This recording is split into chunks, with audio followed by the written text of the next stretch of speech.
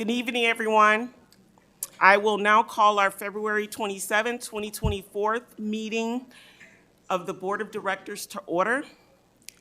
Thank you to those attending in person tonight, and those staying engaged by watching our recording at a later time. The public is reminded that if they wish to speak during community comment, they will need to fill out a speaker form located in the lobby on the table and turn it in to Board Secretary Kemp, seated at the end of the table on my left. Comments will take place during the designated community comment portion of our agenda. Before we move into tonight's agenda, I want to take a moment to introduce those seated at the table with me. To my right, Superintendent Degner, Directors Abraham, Eastham, Williams.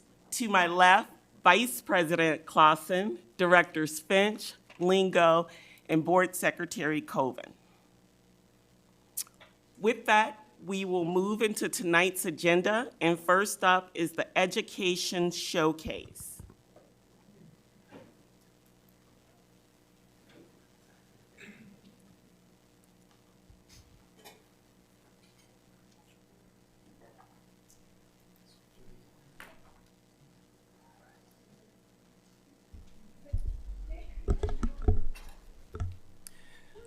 Good evening, everybody. I just want to thank everybody, especially the board members, President Malone, Vice President Clausen, board members, and Superintendent Degner for an opportunity just to kind of review our Transition Alliance program.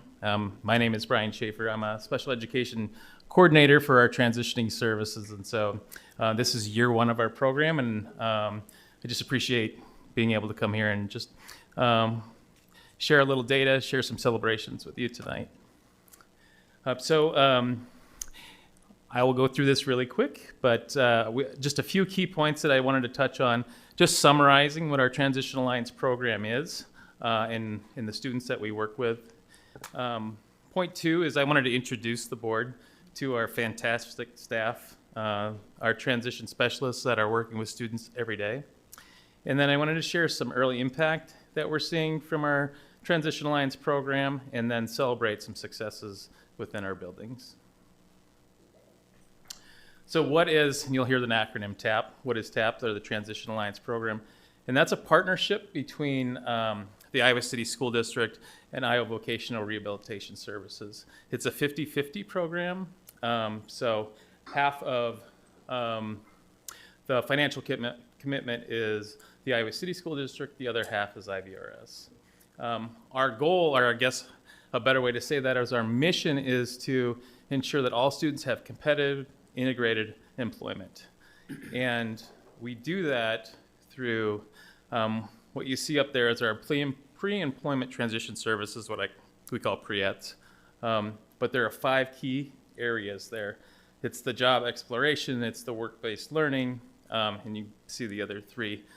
This year, year one, we've really been focused on that exploration and that work-based learning for students, trying to get students out in the community, exploring jobs, exploring careers. Our TAP team members are Jeremy Cook is over at Tate High School. He's our senior specialist. Brittany Nillis is at Liberty High School. Chris Bushman is at City, and Curtis Brogue is at West, and they're doing a fantastic job. And Jeremy's here tonight. Just some data that we're tracking right now for year one is how many students do we have enrolled? And right now we're sitting, and this data is a couple weeks old, but we're sitting at over 160 students enrolled in our TAP program. And that means our specialists are connecting with students every day at a number that we haven't had that before in our school district. Our second piece of data is that career and job explorations, and I said that's a focus of ours, is getting students out exploring. What we're finding is we have a lot of students that are really interested in the trades, in manufacturing, in technology, healthcare. They're also interested in programs like Job Corps or the programs that Kirkwood offers, Capri, University of Iowa. So our specialists are out there working with students, taking them on visits, and really digging into what their post-secondary goals could be. A top 3 predictor, or any predictor, I think, when I think of predictors of post-secondary success and positive outcomes, it's students that have access to work-based learning. And so right now we're seeing about 21 students that have explored work, had an opportunity to job shadow or be in an internship, and that's led to paid employment for 21 of our students. So that's really exciting, and we want to continue to grow that.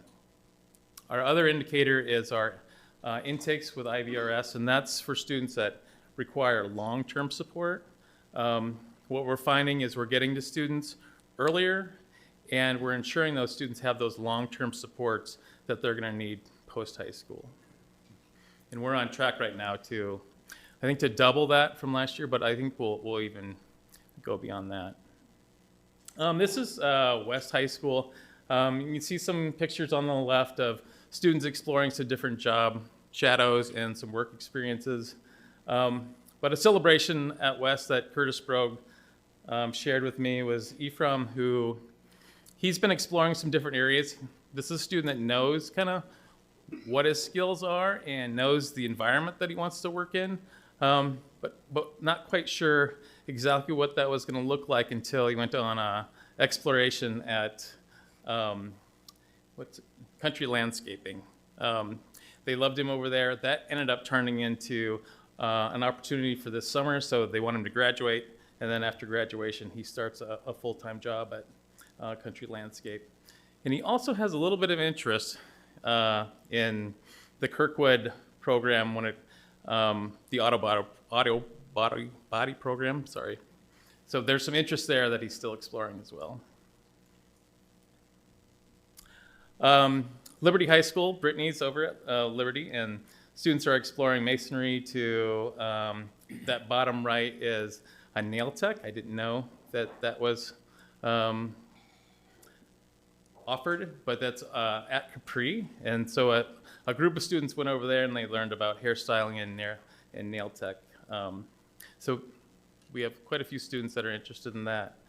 A celebration at Liberty, I just wanted to share Elijah, who kind of was trying to figure out that why, that thing that he was most interested in, how high school connected to that post-secondary transitioning. And so Elijah went on a trip to Kirkwood and they explored the new aviation program there. Really found that connected with some of his skills, but also really his interest area. And so that's led to just more engagement. We've seen that in attendance, and we've seen that just in the courses that we're selecting now, because we have a career path now that fits Elijah. City High, that's Chris Bushman up there at the top, and she's working with a student completing an application. They've done a lot of explorations in the healthcare area. Brenna is one of her celebrations where Brenna has also, like all of our students, we're exploring different areas and trying to really figure out what that passion area is. And Brenna kind of discovered that in working with animals in the veterinarian area. And so she's right now exploring a part-time job and starting a part-time job that has an apprenticeship tied to it. And so that's an opportunity for her after high school to continue into that apprenticeship. And then Tate High School, Roberto. Roberto's here tonight. Roberto also has been exploring some different career areas. Roberto's working hard. He found kind of a niche at Frog Hollow, and so that's a paid opportunity for Roberto. And then more recently, Jeremy and Roberto, they went on a trip to Job Corps. And if you're familiar with Job Corps, it's a program in Ottumwa that works with Indian Hills, and it's 100% paid for career and job training. So Roberto has decided to connect with that and enroll right after graduation in June. So he'll be starting there, and he'll be studying to be an EMT there. So congratulations, Roberto. That's all I have. I'm happy to answer any questions, and then, of course, I just want to thank you again for this opportunity. And this is year 1, and so we're really excited about what year 2 and 3 are going to look like. Great, thank you. I would open it up to directors if they had questions or comments. I'll just comment, it's great to see, thanks to the folks who came and in person, we always appreciate that, but yeah, just exciting stuff to see, and I really appreciate the presentation. And maybe most especially, it really helps that from this end of the table when we can see that fleshed out with those highlighted stories or successes, so thanks. Yeah, it's Thank been you for your great to time. see the first year program be a success, so thank you. Thank you. Next on the agenda will be community comment. Thank you for your interest in the Iowa City Community School District and for your willingness to share your comments. You are reminded to give your name, address, and topic on which you plan to speak. During community comment, persons may speak to the board about topics relevant to the district. Speakers who make comments are reminded that they are responsible for their own statements and may be subject to legal action for those which include hate speech and that are threatening, harassing, or defamatory in nature. It is expected that speakers will address the board and each other with civility and abide by the stated time limits. All community comment directed at non-agenda items and agenda items shall take place at the beginning of the meeting and shall be limited to 4 minutes per speaker and 5 minutes for speakers who has the assistance of an interpreter. Speaker's time limit will be displayed on the screen above Board Secretary Ms. Colvin. The initial community comment period shall be limited to 1 hour. Remaining community comment, to the extent necessary, shall take place at the end of the meeting. The board will not engage in any discussion during public comment. The role of the board during this time is to listen. Any individual who does not abide by these rules or otherwise disrupts the meeting may be asked to leave and/or referred to law enforcement. And with that, our first speaker will be Jolene OBrien.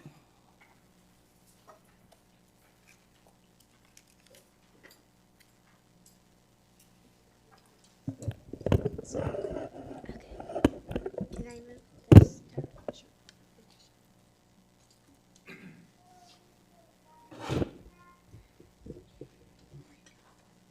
Thank you. Hello, my name is Jolene OBrien, and I am a student who started preschool at Hills Elementary.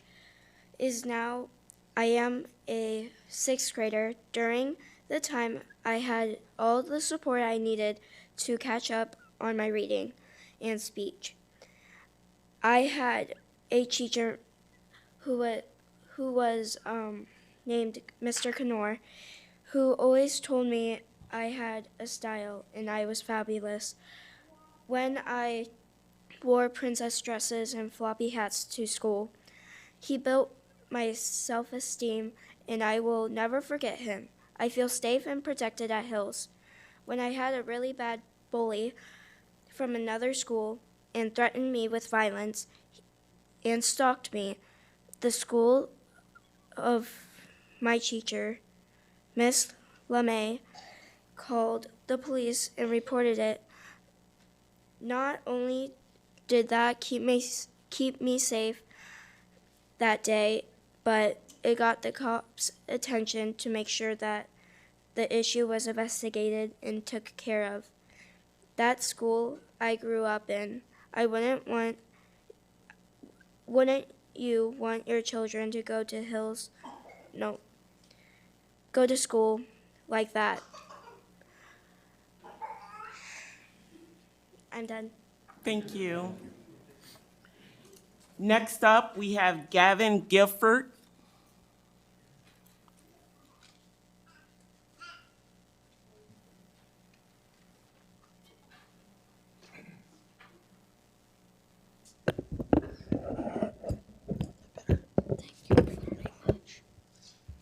My name is Gavin Gord. I wrote a list of reasons why I do not want my school to close.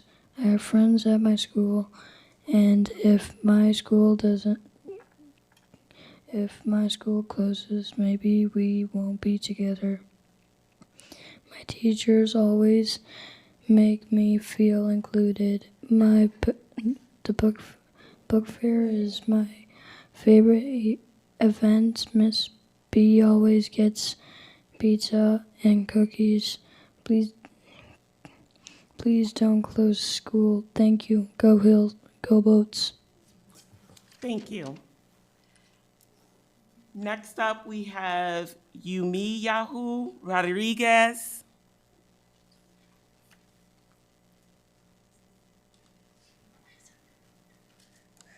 Okay. Hello, everybody. My name is Yurmiyahu Rodriguez Hurtado, a student who is in Hills Elementary School and a second grader. Despite having only been at this school for 3 years, the director and all other teachers have done an excellent job and have made me feel very comfortable and have accommodated all my needs. For a moment, think about us children needing to have the environment in which we feel comfortable and happy. Please think that it is the best thing for us. If you're going to close this school, perhaps with the same services somewhere else. Thank you.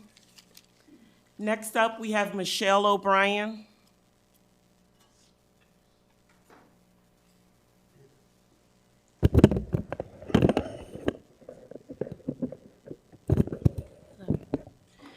Hi, my name is Marcel Ortiz. I'm a parent of a student, as you just met, Jolene OBrien. I am also an employee there as a special education paraeducator at the Hills Elementary School. What I would like to say to you today comes from both places of my heart. As far as my daughter is concerned, I feel like she did very well at that school. She was very well supported. She spoke very few words when she started preschool because she had a speech problem. As you can see today, the girl can talk very well. She also has had, like she said, great support during some bullying issues. She feels safe and protected there, and I couldn't ask for anything more as a parent of a student. As far as being an employee at Hills Elementary School, when they came to my school to tell me that the school was going to close, that the school might close coming of August, and their reasons to do so, I understand from having budget cuts and things like that, how that would make sense financially. And I do understand that financial cuts are important. They do have to come from somewhere. You can't just ignore it. You know, it's not going to go away. There does need to be a solution.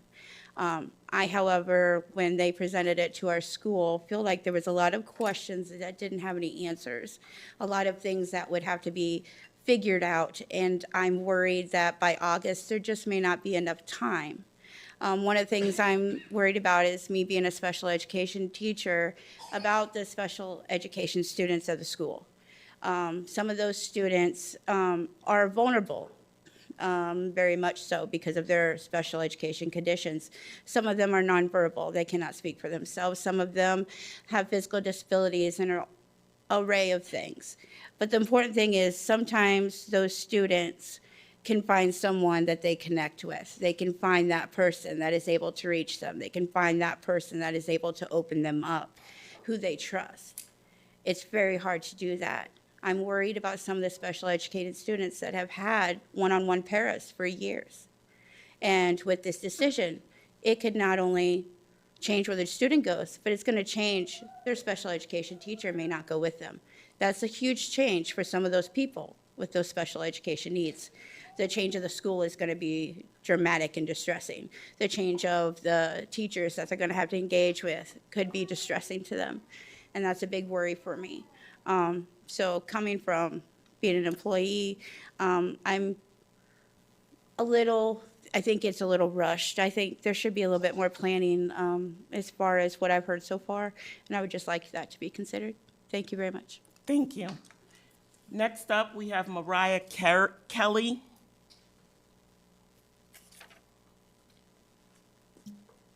Good evening, Board. I wanted to say thank you again for your time. We all know that we're here for the same reasons, to support our community and our schools through education and support.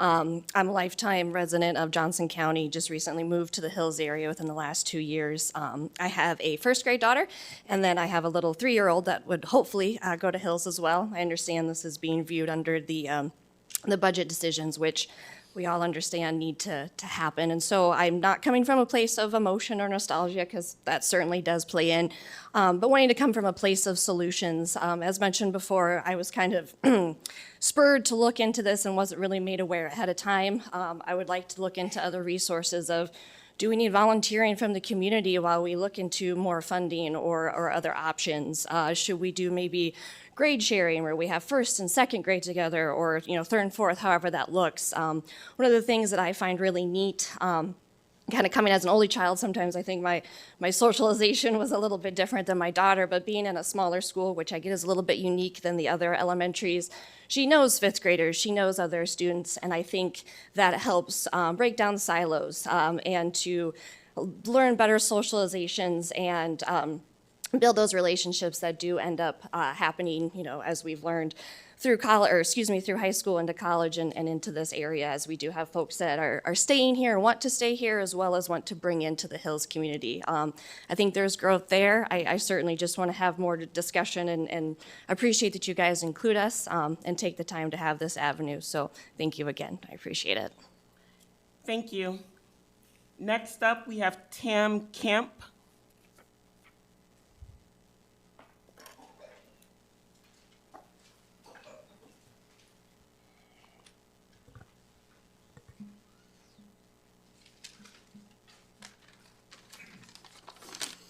Hello, I'm Tim Kemp, 59 Williams Circle in Hills, also the mayor down there, and I've been on the city council and mayor since 2001. So I have a little bit of history of the school and the school district. Tonight you're being presented with a presentation about closing Hills Elementary because of a low enrollment. That should not come as any surprise, our enrollment, because you've been shrinking our coverage area or our boundary areas for years. The board and the district continue to talk about equity across the district. You might want to add an asterisk next to the word equity to show that it is equity for all except Hills. There is a long list of inequities that you have allowed. There was a stretch of 6 or 7 years where Hills had a different principal every year. It was hard for staff to adopt to a new principal every year. Some kids went through the building having a different principal every year. I don't think that would happen in another building. I'm not sure why it was allowed here in Hills.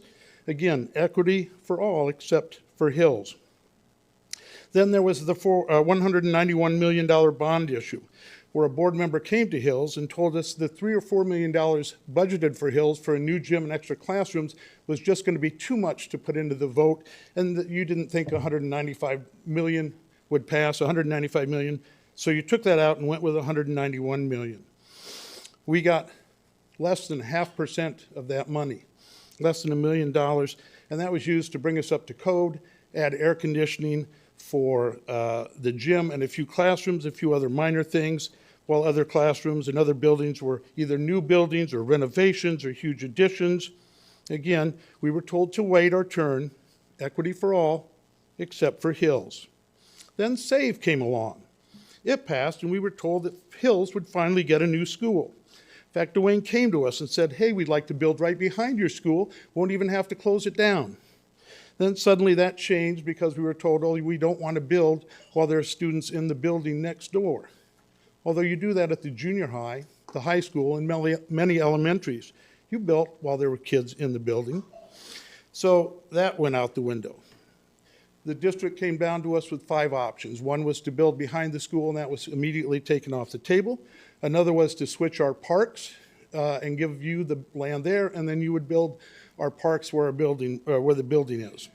The city was not in favor of doing that. We didn't want to lose our city park for 2 years, where we hold many activities, including concerts, movies, 4th of July activities, and many other things. The other scenarios that we finally settled on was to go ahead and buy property. But that apparently didn't work out. For 2 years, you sat and did nothing. For 3 years ago, we were declared a blue ribbon school. 2 years ago, you voted to build a new school there. Now, you're talking about closing it, but you're also talking about buying land for a new school. It just doesn't make sense. We were told we're in this situation because we lost 60 kids to vouchers, and that's why we're having this discussion. So we're losing an average of 2 kids per building in the district, and that causes you to close a school? That doesn't seem fair, doesn't seem equitable. You're having financial difficulties, I understand that. So why not spread the solution around between all the district schools and the administrative staff? Why is Hills chosen as the sacrificial lamb? Equity for all, except for Hills. I ask you to keep Hills open, to build a new school as you voted, and to look for other solutions to your problems. It's true, we're all in this for all the kids, so let's make sure that it's all equitable for all kids. And I thank you for your time. Thank you. Next up, we have Ron Stutzman.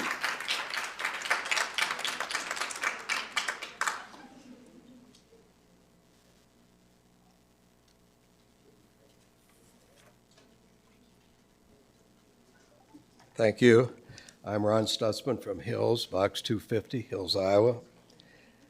The Hills School has been a vital part of our community for a long time. It's been vital to my 2 sons who attended school there, my 4 grandchildren.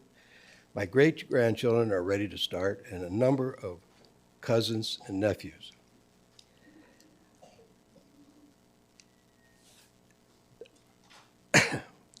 I've seen a lot of community changes in my life in Hills, and a lot of them have been very great changes.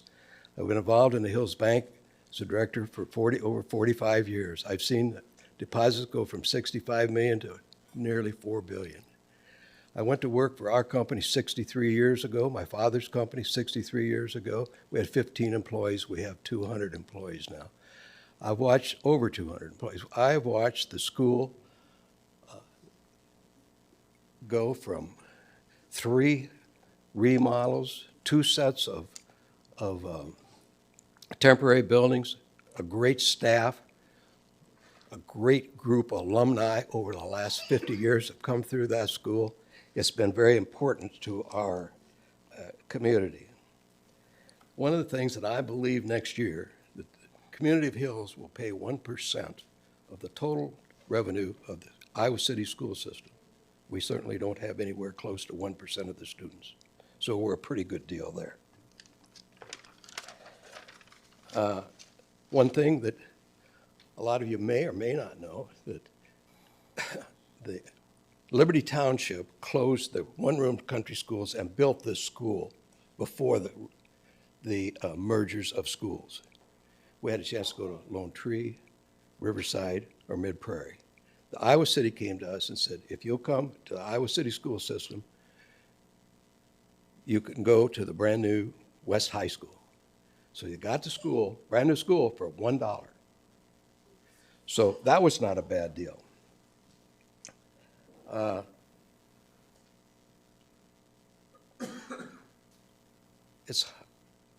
I've been around a long time, and I'm probably the oldest person in this room. I'm 84 years old.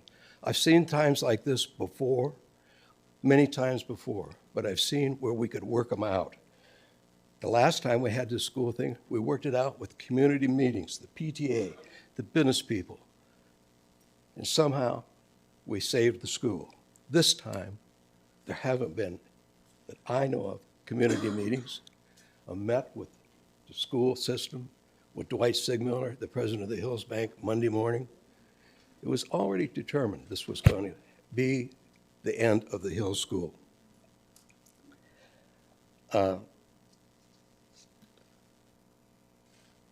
That's hard. That's really hard. The Hills School is a heartbeat of the town of Hills. In the town of Hills, Sunday afternoon, I went out and I counted the new front doors on the 40 acres right across from the school. 227 new homes that's been built since you decided to save the school before.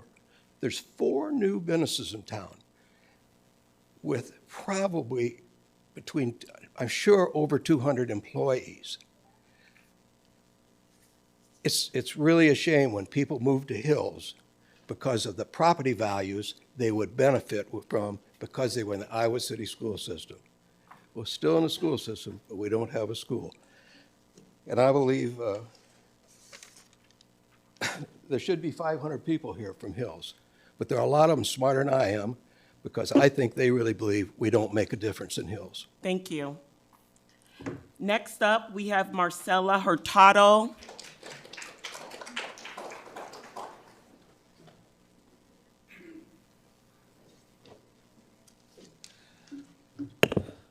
Hi, everybody. My name is Marcel Hurtado. I live in Regency. I have one child in the elementary, Hills Elementary. Can you help me? Obviamente estoy aquí para decirles, por favor, que no cierren la escuela Hills. Obviously, I'm here to tell you guys not to close Hills Elementary. Hills tiene una muy buena estructura para estudiantes inmigrantes. Hills has a good structure for the immigrant students. Y me gustaría saber cómo ustedes van a trabajar para seguir proveyendo este nivel de servicios para estudiantes con diferentes barreras. A question I have is how are you guys going to work towards, how are you guys going to continue to work towards the projects and the level of services that these students have been given at Hills on a one-on-one basis? Si su decisión al final es cerrar esta escuela, queremos que les dé las mismas oportunidades de estar en pequeños grupos como hasta ahora lo han hecho. So if your decision is to close Hills Elementary, we want to know if the students will be given the same opportunity to stay in the small groups that they've had up to now. Pero por favor, piensen más en los niños. Los niños ya tienen una estructura, están contentos y por favor no cierren la escuela. Please don't close the school. The students already, if anything, for the students, they have already set a structure and a routine down for the school. Thank you. Thank you. Next up, we have Jolene Shaw.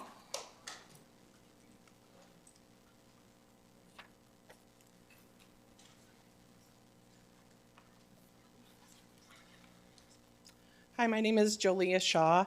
I'm a mother of 5 kids, 1 who graduated West High, 3 at West currently, and my youngest is a 5th grader at Hills Elementary. My family lives in Iowa City, and although Hills Elementary is not our assigned school, it has always been our school of choice. Every one of my kids have attended Hills Elementary from preschool on. Hills Elementary has been our extended family, including students, teachers, and staff. Unfortunately, the fight to keep Hills Elementary open is nothing new. This has been the same fight that we have faced since my son was in kindergarten 13 years ago. Our school faces many challenges. A lot of our families live in lower income neighborhoods. We have a high percentage of English language learners, and our enrollment numbers have been at the mercy of countless attendance boundary changes, which have slowly but surely moved students from Hills Elementary to other schools within the district, which in turn have manipulated our numbers to reflect higher operating costs per student. For example, Lake Ridge.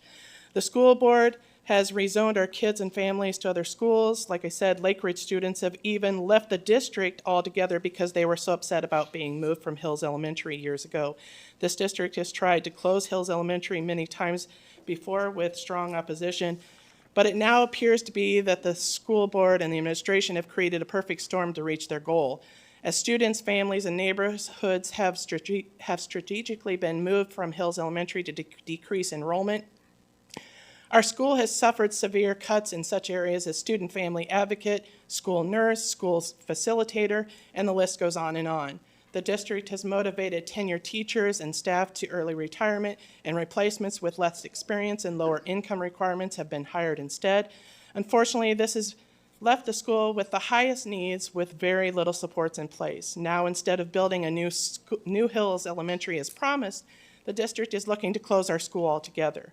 What is to come of our students and families? Will they be shuffled from one elementary school to another year after year to evenly distribute FRL numbers, like what has happened with the families who live in Lake Ridge? How many times have Lake Ridge students been moved since they were plucked from Hills Elementary?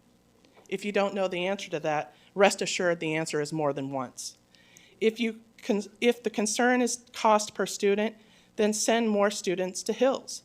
The reasoning that they have to be bused wherever they go should apply to all students who ride a bus, not just the students who live in less affluent neighborhoods.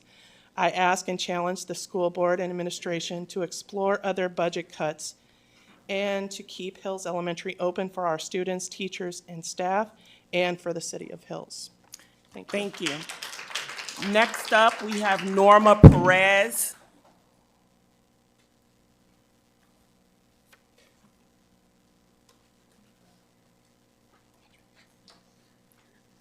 Hola, ¿qué tal? Buenas tardes, mi nombre es Norma Pérez. Hello, my name is Norma Perez. Yo soy una mamá que envía a su hija al colegio Hills Elementary. I am a mom that sends my daughter to Hills Elementary. Y mis dudas son las siguientes. En dado caso que el colegio cierre, la transportación será 100% garantizada, ya que no es nuestra decisión hacer el cambio del colegio. La decisión se está tomando por otras circunstancias. Y quisiera saber y garantizar que el transporte será asegurado independientemente a la escuela que se mande.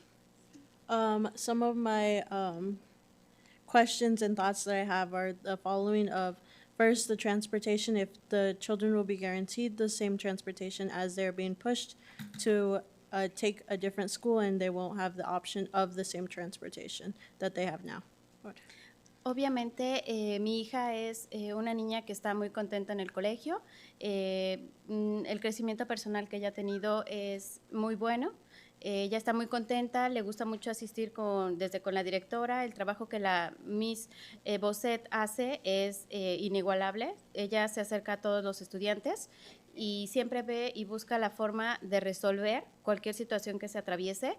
Y bueno, sería una tristeza que el colegio cerrara. Que el colegio cerrara, que es una tristeza que el colegio cierre.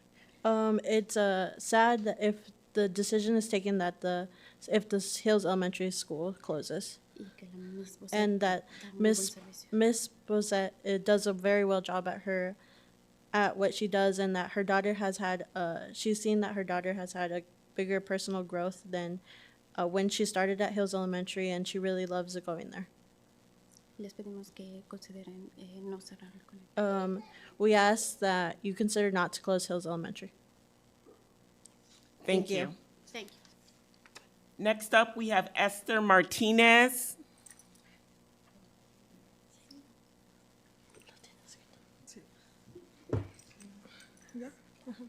Hola, mi nombre es Esther. Hello, my name is Esther. Tengo una hija de 8 años. I have an 8-year-old daughter.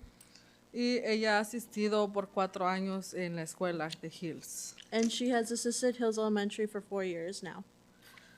Me pondría muy triste, igual que mi hija, si la escuela cerrara sus puertas. It makes me sad as well as my daughter would make her sad if Hills Elementary's doors closed. Porque la escuela me hace sentir segura junto con la directora, que ella nos trata de entender. Ella está aprendiendo a hablar español para poder comunicarnos. The school makes me feel safe, as well as the director the principal makes me feel safe, and I ask that you try to understand us a little bit. She's learning a little Spanish to try to communicate better with the families that speak Spanish. Ella toma su tiempo para ayudarnos. She takes her time to help us. Como por ejemplo, ella ha tomado el bus de la escuela de ida. For example, she has taken the bus with the students. Cuando los niños en el autobús estaban haciendo un poco de desastre. When the students were misbehaving on the bus, she has gone several times. Y también lo ha tomado de regreso. She has gone to school and back. Y también ella hizo nuestro primer evento, que es la herencia hispana. She also did our first event, that was the Hispanic Heritage event. Y eso nos emocionó mucho porque nos hizo sentir que nos toma en cuenta. And that excited us a lot because it made us feel like we were being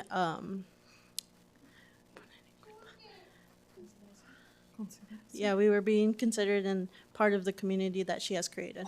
Y mi hija es muy feliz en esa escuela. Mucho. And my daughter is very happy at the school. Gracias. Thank you. Thank you. Next up, we have Anna Cano. My name is Ana Cano. I had a daughter in the Hills Elementary. Primero que nada, me da mucha pena y tristeza que en sus manos esté el cerrar la escuela de Hills. Firstly, I'm very sad and disappointed in that the decision is in your hands that Hills Elementary close. He tenido dos hijos estudiando en esa escuela, I've had two students there at that school, los cuales han tenido grados excelentes con las maestras y con la directora actual que tenemos. in which they've had excellent scores and excellent teachings at the school with the actual teachers and principal. Primero,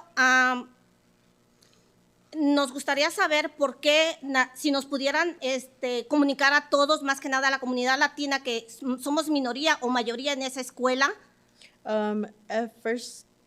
If anything, I would like for the communication from the Hispanic and Latino community. ¿Por qué la decisión de querer cerrar esa escuela cuando nosotros hemos tenido mucha ayuda en esa escuela? La directora ha estado al pendiente de la comunidad latina que está hoy en día ahí. ¿Qué fue lo primero? Que la directora ha estado al That the pendiente. director has been, that the principal has been there and since the beginning and has been helping the Hispanic and Latino community, if anything. Los maestros que han tenido mis hijos han sido unos excelentes maestros, siempre están en comunicación cuando algo llega a pasar con otros niños y nos los hacen saber, porque yo tengo mensajes de textos, las cuales la maestra directamente me hace saber cualquier cosa que llega a pasar en la escuela o con mis hijos.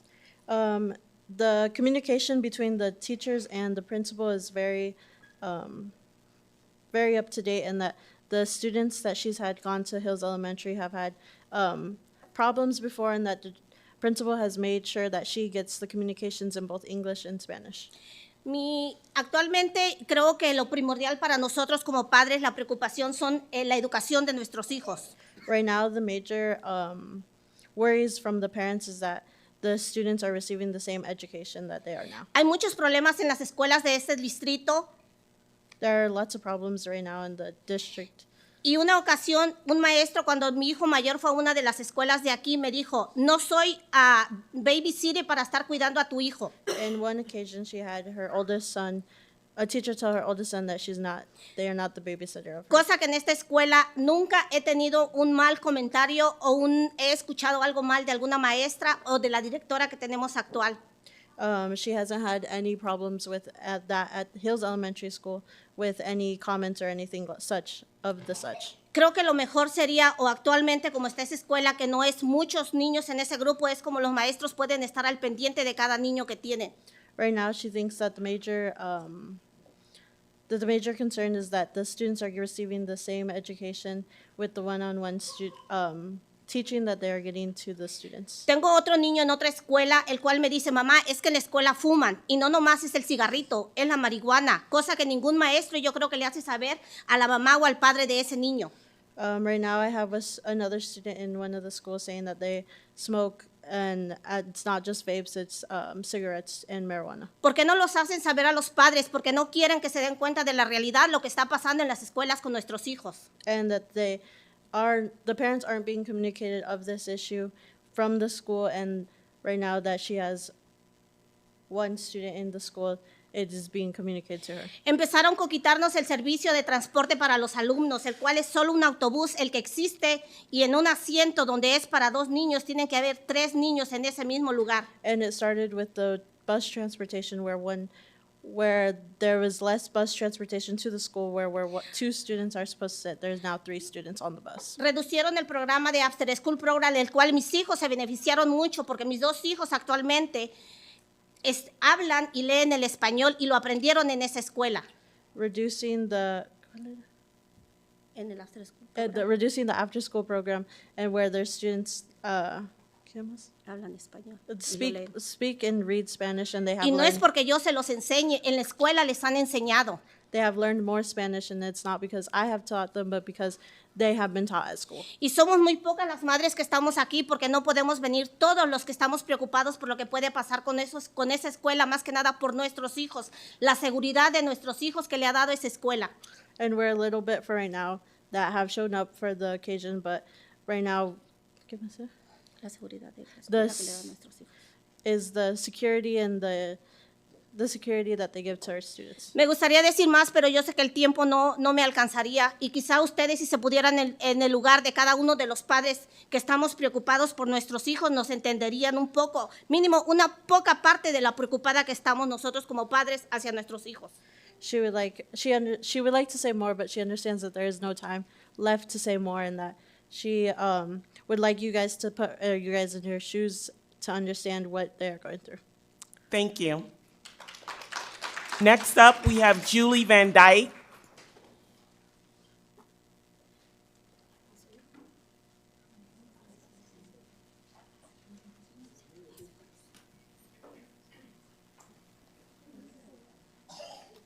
Lovely to see you all. Hi, Molly, you rule. So I could go into a lot of detail, but we all know there's more than I can do in 4 minutes. But anybody that has questions, any of these questions you've asked, come to me and ask me, because I have the audios, the documents, and all of this stuff on multiple hard drives that are dispersed about the community, okay? Please, come to me and ask me your questions. I can answer some of them. What I think it really comes down to is that you're suddenly proposing to close a school that you haven't even talked to the newspaper about yet.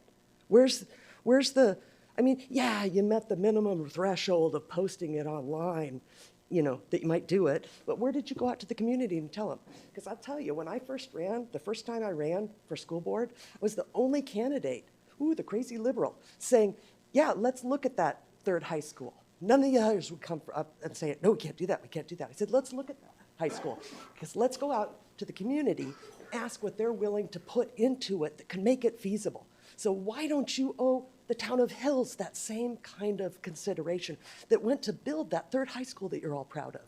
Okay, they document it well, and man, the mayor of Hills, that was awesome. That was the best I've ever heard. That was accurate. I cannot tell you the number of times I've been up here. When Hills was going to get moved from West High to the City High feeding thing, the recommendation before the meeting was that they not get moved until Tuat Daru and Tony Seelick suddenly, out of the blue, announced, well, I don't feel good about moving these rich white people. Oh, sorry, they didn't say that quite like that. My apologies. Over here, let's move Hills, because it's just really a lot easier to take these people. You know, every time you gotta save a buck or fix something, it kind of hits the poor people or the rural people. And you're doing it again. You know, your promises don't hold water. Even when they're on paper, they don't hold water. You promised Pheasant Ridge, when you closed Roosevelt, that they would get to go to the new school, Alexander. You bought their silence by promising them that. And then 2 hours before a big redistricting meeting, the map goes up that moves them to Weber. No time to even get there. Then you promise it'll be okay. We'll give them busing. And you came out there, and I was out there and took notes there with Maza. Well, they were promised busing to the new school. A couple months before the school starts, they're told they won't get their busing. I negotiated with David Duty for an extra year of busing, and I got them that much. Your promises don't hold. And before you purchase this new property that I have some serious COI questions about how the city of Iowa City and people that have been involved in the development of this, that was taken before the city council twice, and even Susan Mims reamed it. Man, when am I on the same side of that? You know, don't buy into this right now. You don't have to do this right now. You have to cut the budget, but instead of you guys deciding how to cut that budget and balancing it on the drop in the bucket that you keep portraying them on the one hand, and then saying how much expensive they are. You know, work with the communities that you need to work with to keep people from leaving on vouchers, because they will leave, and you'll keep losing faith. But I gotta tell you the one thing, my kid couldn't come tonight, and he's at home making noises because he's upset, because he wanted to come here and tell you that when you moved his class out of Hills with less than a year's notice and no written notice whatsoever, that he barely had a few friends there. But when you moved him to Horn, a different feeder system school with his special ed kids, and gave us no notice, When he got to Horn, he had no friends, and he never made friends in this school district. He never made friends because what you did to those kids, moving those kids that had the highest level needs with no conversation with the community or their families, you destroyed their lives. Are you going to do that to a bunch of more needy kids that are going to grow up? You know, you almost killed my kid. Thank you. you. Going to do that to other kids? Next up, we have Norma Vasquez.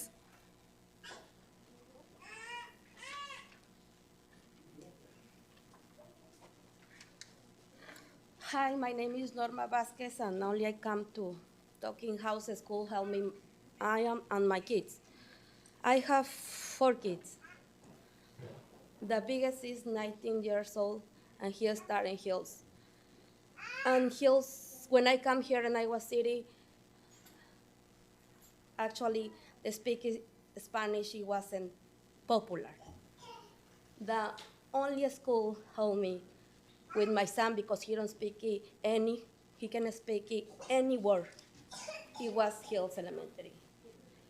And it's sad and understand why you want to close to Hills, but it's really, really sad because it's a lot of kids, not only the economy, it's the kids really affected. And we understand, but the school, that's not the best school actually is, because we don't have kitchen, the bus is not enough, but we don't say nothing. Why? Because the teacher making the difference. That's why. That's only what quiet, we don't say nothing. But now you guys want to close or decide to close, but please, if you guys can stop this, or you want something we can do, or just let us. We are the community, and we are strong, and we can do. Just please thinking about the kids. That's only what I can say. Thank you. Thank you. Kemp, I'm sorry, Ms. Coven. I have one person signaling from the hall.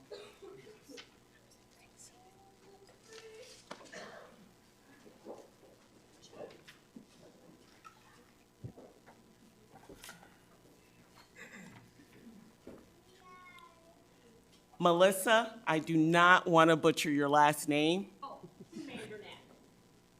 Can you say it for me? You know, you're next. Oh, good, okay. Mandernack. Mandernack. Thank you.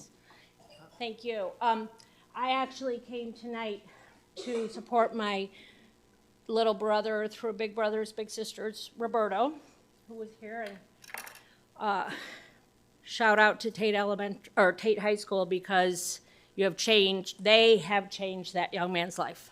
I've known him since he was in first grade at Horace Mann. But then I felt compelled to I don't even know what to say other than this. I work for Iowa State, Johnson County Extension. I teach a class for many years that was known as Pick a Better Snack. It's now been changed to Health and Wellbeing. I just started my 21st year. And in those years, since 2003, all these faces, so many of these faces are familiar to me. I think you know, most of you, where my heart lies. I've been in so many elementary schools in this district, but my very first 2 in 2003 were Mark Twain Elementary and Hills Elementary. The circumstances with Hills Elementary has been the same. I was asked to join families in their gym when Superintendent Murley first started, where they were promised that nothing would happen to their school. Now here's the thing, budgets are terrible everywhere. Money has to be found somewhere. But I am at this school every Friday afternoon, and what I see are kids who are excited to learn, want to learn. These little ones that came up here tonight, that's what they are teaching at Hills Elementary. You're not going to find that everywhere. Trust me, I'm in a lot of different schools, Clear Creek, Lone Tree. The history that Hills has is what I think we all want our children to be in, a safe environment.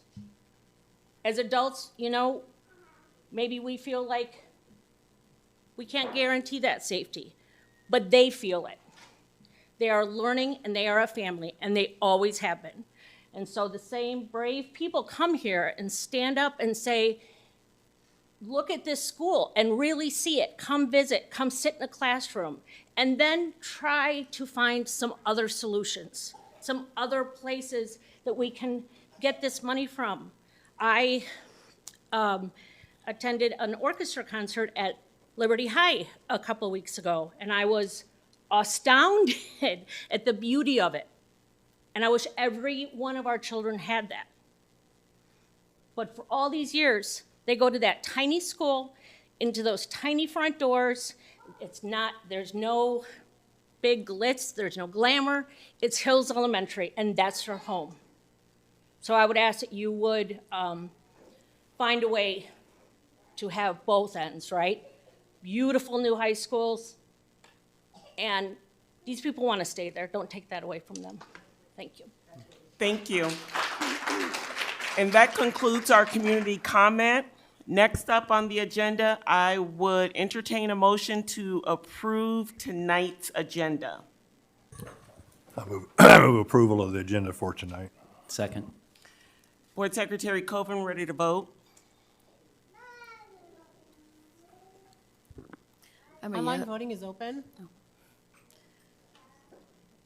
I'm a yes. I am too, Kim. I'm a yay vote, Kim.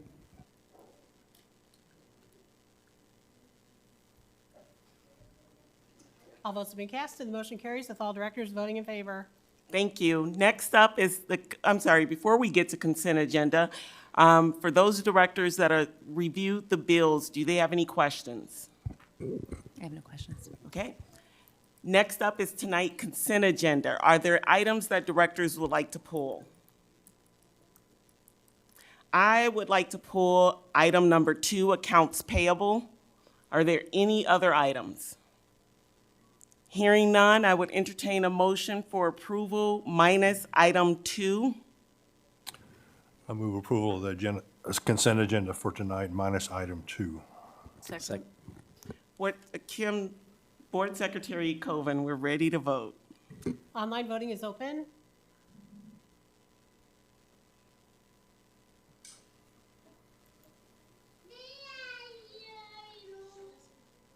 All votes have been cast and the motion carries with all directors voting in favor.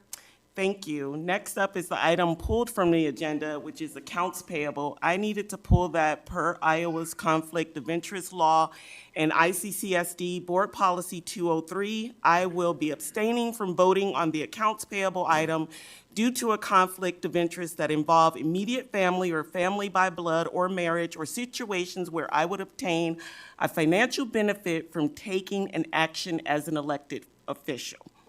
That's the only reason why I pulled it. Any further questions or comments? Hearing none, I would entertain a motion. I move that we approve item 2, accounts payable. Second. Board Secretary Coven, ready to vote? Online voting is open.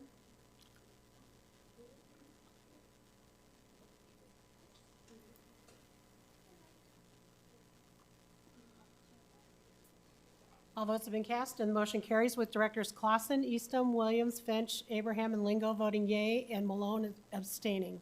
Thank you. Next on the agenda are our public hearings. And first up is the amended 2023-24 district calendar. Vice President Clausen. Now is the time and place for the public hearing on the proposed amended ICCSD 2023-2024 district calendar. The date for this public hearing was set up at the February 13th, 2024 board meeting. The calendar will be amended to use April 19th, 2024 as a snow makeup day if needed. The purpose of this public hearing is to receive public input on the district's proposed calendar amendment. Are there any questions from the board? Are there any comments from the public? I will close that public hearing, and next up is the 2024-25 Mann Elementary Masonry Repair Project. Now is the time and place for the public hearing on the proposed plans and specifications for the 2024-25 Mann Elementary Masonry Repair Project. The Board of Directors set the date for this public hearing on February 13th, 2024. Notice of public hearing was published in the Iowa City Press Citizen on February 14th, 2024. The district will receive bids on this project at 2 p.m. on March 7th, 2024 at the Facilities Management Conference Center, 1137 South Riverside Drive, Iowa City, Iowa. Notice to contractors was published as required by law in multiple statewide plan rooms and on the Iowa City Community School District website on February 14th, 2024. Are there any questions from the board? Are there any questions from the public? Thank you, Vice President Clausen. I will close that public hearing.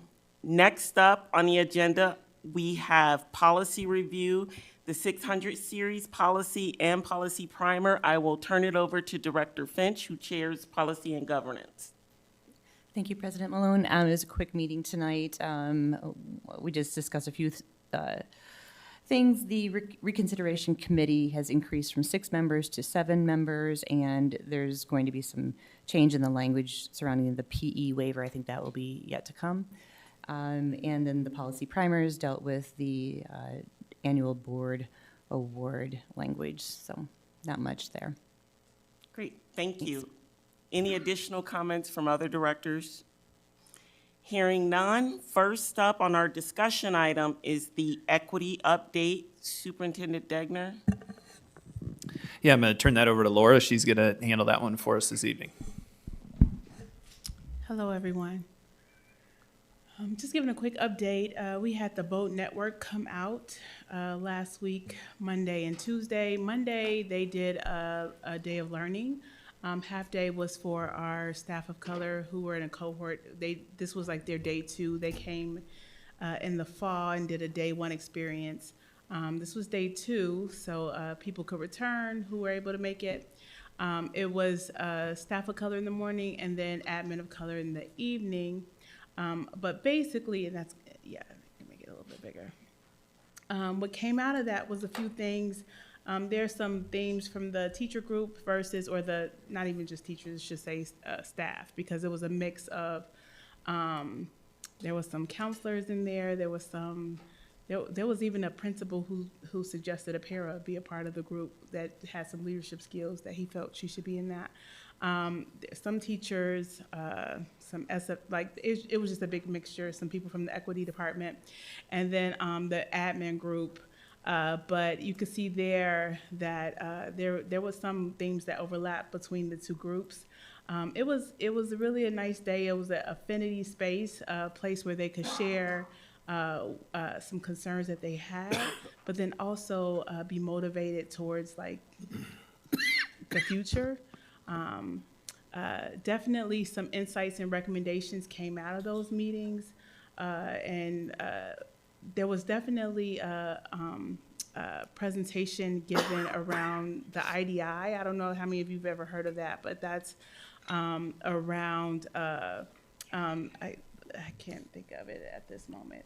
What is it? The intercultural development inventory, and it's almost like intercultural competence, but it's that assessment that you take to see where you are yourself on the, you know, on a like a continuum, and then you get a mentor and they work it out. We've had multiple people come take it in our district, so like we have some of our fellows took it last year with Monique, and we've had some people approach our exec cabinet to get some like insight on whether or not we wanted to take it.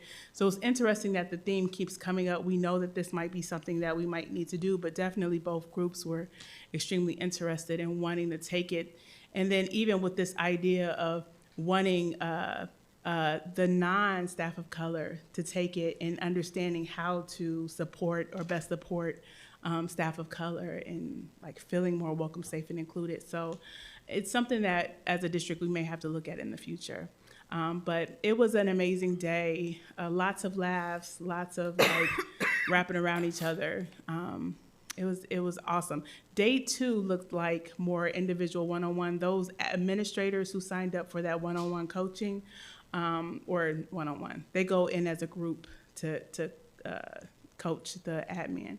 They were able to receive that, so they did a tour of buildings for the admin who signed up, and that was awesome. So, any questions about that? Thank you, Director Gray. Directors, any questions or comments? Thank you so much. Oh, Director Easton. Sorry, Athena.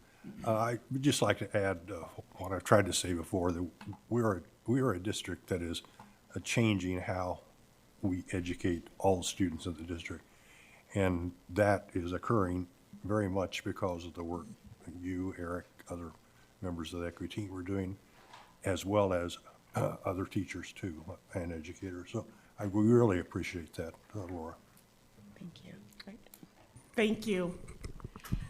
Next up is our preliminary certified budget update, and it looks like that will be handled by Chief Financial Officer Kurth.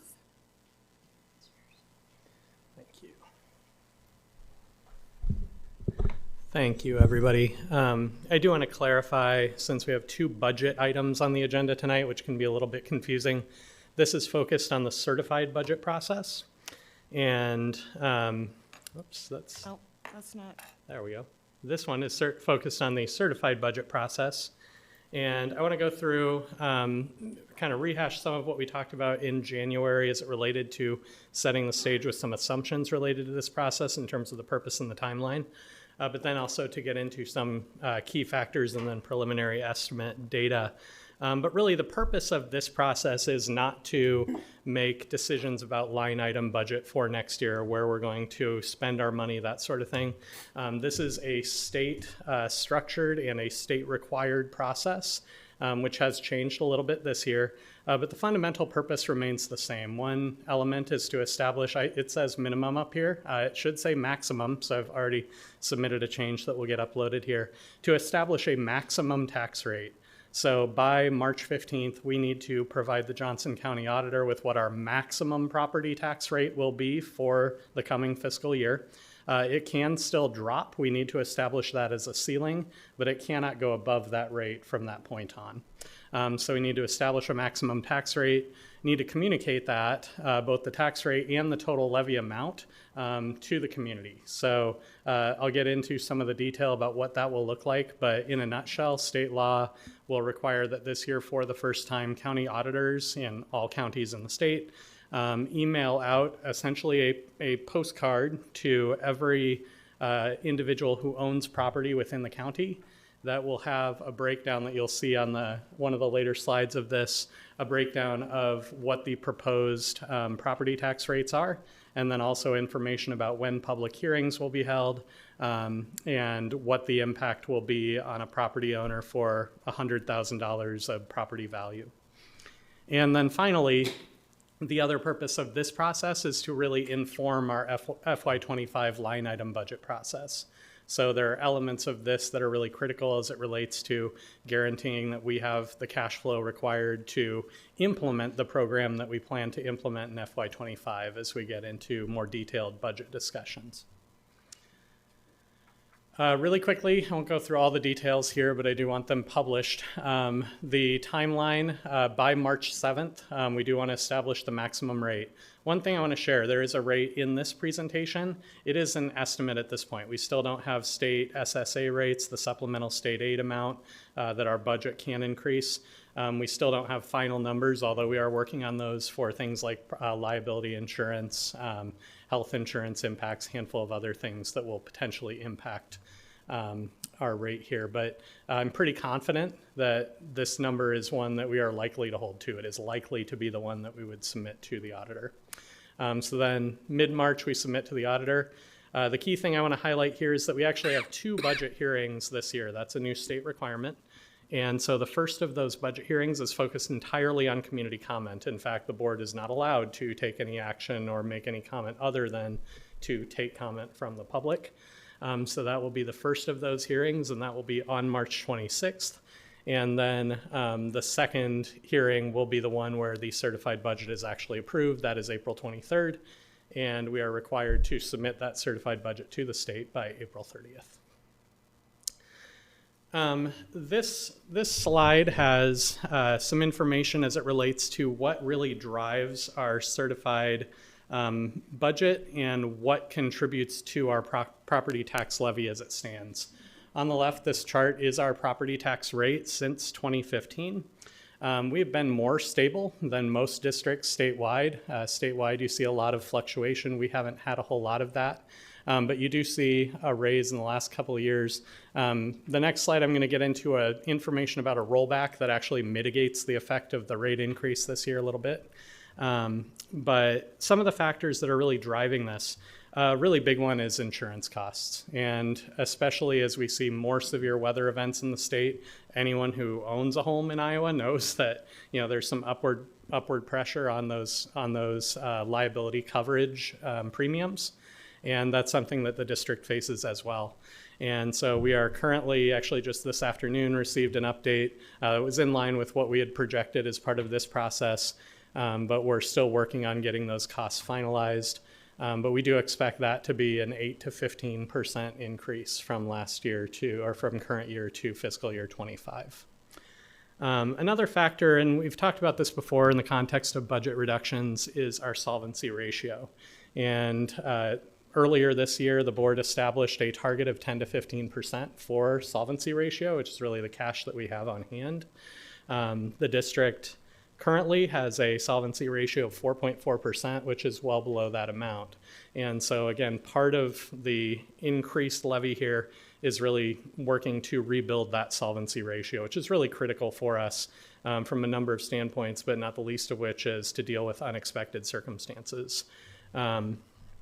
And so that's, the 10 to 15% is in line with state guidance and the School Budget Review Committee's guidance on what that solvency ratio should be in a healthy financial situation. The next thing that's impacting us is modified supplemental amounts. So that's a term that's used by the School Budget Review Committee, and every year the district applies for and receives modified supplemental amounts for things like special education deficits. So when we educate students within our special education program, that comes out of our general fund. But one of the things that I really want the public to know is that doesn't come, we don't limit those costs. Whatever is in an IEP is what is delivered. And one of the ways that we're able to do that is that the state allows us to essentially identify what our special ed deficit is. Per the state's calculation, how much should we have spent at a minimum, and then what did we actually spend, and we are allowed to go to the SBRC after that to request that as a modified supplemental amount. It allows us to fully fund special education with more, a devotion to delivery of services rather than reining in costs. But the one caveat there is that does show up in property taxes. We get that authority from the state, but we don't get any additional funding for that. So that's another area where things like special education deficit, authorized budget support, limited English proficiency program are all things that we apply each year. And those numbers have been going up for a number of reasons, but that's another thing that drives a little bit of this increase. Our 2017 GO bond is still there, and you can actually see the first impact in terms of our levy was in 2019 with that jump of about 90 cents. And that continues to impact our property tax rate and will for quite a few years. The other thing that I want to share is that I do expect, based on the information I have now, that FY25 is likely to be our property tax high point for the foreseeable future. I do expect that this rate will drop in the coming years, and there are a number of factors there. One of them is really flattening enrollment. So we've talked a lot about the district used to grow to 300 students per year. On one hand, that's good from a budget authority standpoint. It also means that you need to raise more money from your property tax levy. And so with that flattening, we expect that increase to mitigate. As we improve our solvency ratio, it takes a lot more work to build it than it does to maintain it once you get there. So once we're at that 10 to 15% ratio, And the current projections show us getting there in 2 to 3 years. Once we're at that ratio, then maintaining at that ratio doesn't take as much of an investment annually. And then there are other factors that also contribute to that. And one of those is, I had mentioned those modified supplemental amounts. Some of those are likely to continue to grow. Some of those are likely to vanish or disappear, essentially. So as we move away from our budget reduction conversations, as we no longer have an MSA amount for unspent balance support, that's likely to drop. And then finally, this screen capture on the left, I apologize for the size, but this is actually the format that the state requires that will be mailed to property tax or property owners within Johnson County.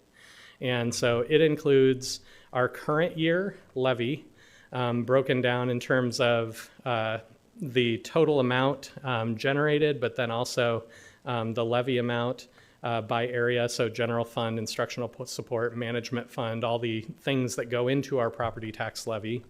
The middle column is what the state calls the effective property tax rate. What that is what the rate would be if we levied exactly the same number of dollars next year as we did this year.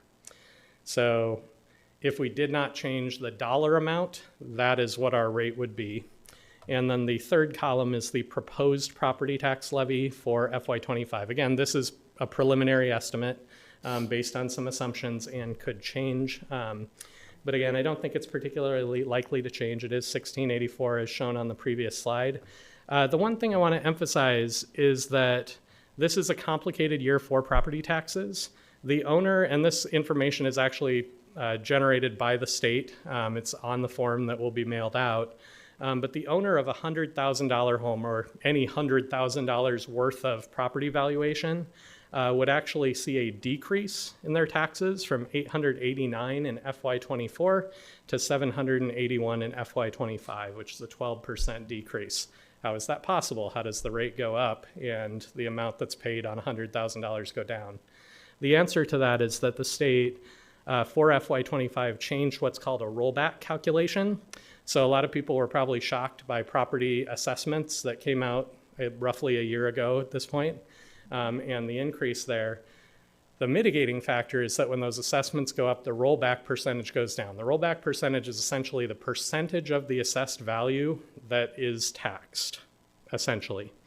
And so that rate dropped from 54.7 in FY24 to 46.3 in FY25. That decrease is greater than what our levy increase is, which is what results in that $100,000 worth of property actually being taxed at a lower amount than what it would have been in FY24. As I mentioned, these are based on some assumptions, and they have to be at this point. After publication on March 14th, we will send it on March 14th, it's due on the 15th, but after publication on March 14th, specific levy rates, for example, the management levy amount or rate, that could change. We can still adjust individual rates up and down. What we cannot do is adjust the overall rate up. So for example, we may learn that insurance costs are going to increase at a greater rate than we're expecting right now, but that other costs are going to be mitigated. So our rate might drop by 5 cents, but the management fund portion may increase by 3 or whatever the case may be. But this establishes the ceiling, while the total rate may drop, specific levy rates can still move. So a lot of information there. I'm happy to answer any questions that you have.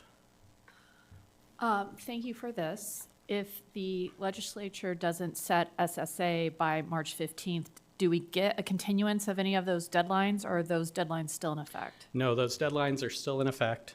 Right now, excuse me, right now, the calculations that I am using are using a 3% SSA amount, which is the highest that's been proposed. And the reason I'm using the highest rate is that that actually generates the highest levy rate. And so if that SSA amount were to come in at 2.5, that 1684 number would likely drop. And that was going to be my next question, so thank you. Yep.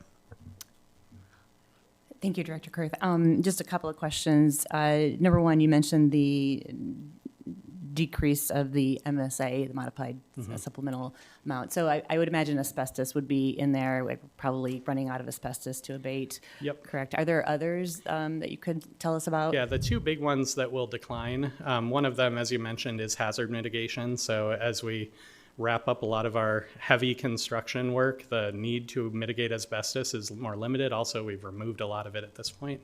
The other factor is that unspent balance support. So last year when we ended the year with a negative unspent balance, that amount was essentially provided in authority to the district, or part of it was, the rest will be at a meeting in March of the SBRC. And that's an amount, again, that we're provided the authority, but we still need to levy for. Assuming that we do not have a negative unspent balance in future years, that wouldn't be something that we would need to levy. Thank you. And then one more question. I think a lot of people are wondering how much the management fund is impacting this rate, given the early retirement incentives that we've offered. Yeah, that's a good question. So the management levy, I'm going to zoom in here a little bit so that it's easier to see. So the management levy, this is actually the total amount generated by the management levy. This $13,348,019, that's for FY24. And then that increases somewhat to $13,833,131 for FY25. That is impacted by early retirements. Actually, another reason that I expect our property tax rate overall to drop in the coming years, because we're not currently budgeting, at least, for an aggressive early retirement or the type of participation we've had the last two. The early retirement portion of the management levy for FY24 is higher than the portion for FY25. So last year's early retirement incentive had much higher participation and ultimately was more costly to the district. This year's is less so. Most of the difference in terms of why that management levy is still up from the previous year is related to those increasing insurance costs, and then also some other factors just in terms of items that we pay for out of the management levy. So for example, the natural gas risk pool, that was another item that appeared on an agenda a couple months ago. Director Kurth, just one question. When you talked about the solvency ratio, what kind of circumstances could come up that we would want to leave 10% to 15%? Yeah, so there are a handful, and one of those is, for example, during the COVID pandemic, the federal government provided ESSER dollars that allowed us to substantially increase our expenditures and ultimately contributed to a dollar for dollar increase to our authority. But like most federal programs, that's on a reimbursement basis. So if something comes up where we have a cost, even if it's something that we would be reimbursed for, where we have additional authority that comes in, we still need to have the cash to actually spend that in order to then be reimbursed for it. So that's one type of circumstance that would come up. Another one that I would highlight is actually related to potential for things like enrollment fluctuations. So we have had years, we are not currently projecting it, but we've had years where enrollment came in substantially above where we would expect it to. And our state funding and our state payments lag our enrollment by a full year. And so as we educate students, we have some recourse through the SBRC to go back and request additional authority for unexpected enrollment gains, but we still need to have the cash on hand to actually provide services for those students before we receive state payments. What happens if there's enrollment losses? So for example, next year, let's say our enrollment was down 300 students, for example. Ultimately, it'd be kind of the reverse situation where our funding again lags by a year.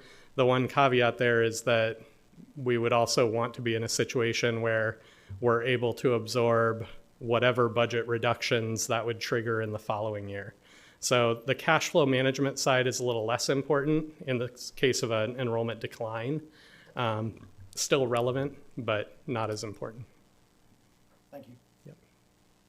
Any other questions? Just a real quick question on, so the public comment on certified budget, is that going to be like we do public comments here, where we'll just read it and we did it? Absolutely. Okay. Yep. Thank you, Director Kurth. I know you're still at the podium because next up is Superintendent Degner going to kick off fiscal year 25 budget.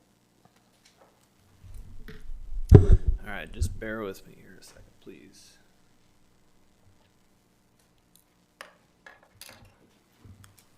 All right, so good evening, everybody. Our goal here for tonight is to present to you budget reduction recommendations, some alternatives that you can consider to those recommendations, and then also plant the seeds for some long-term considerations that as we continue to look at our budget here over the last several months that I think will be important for the district to reconcile and continue to discuss as we move into the future.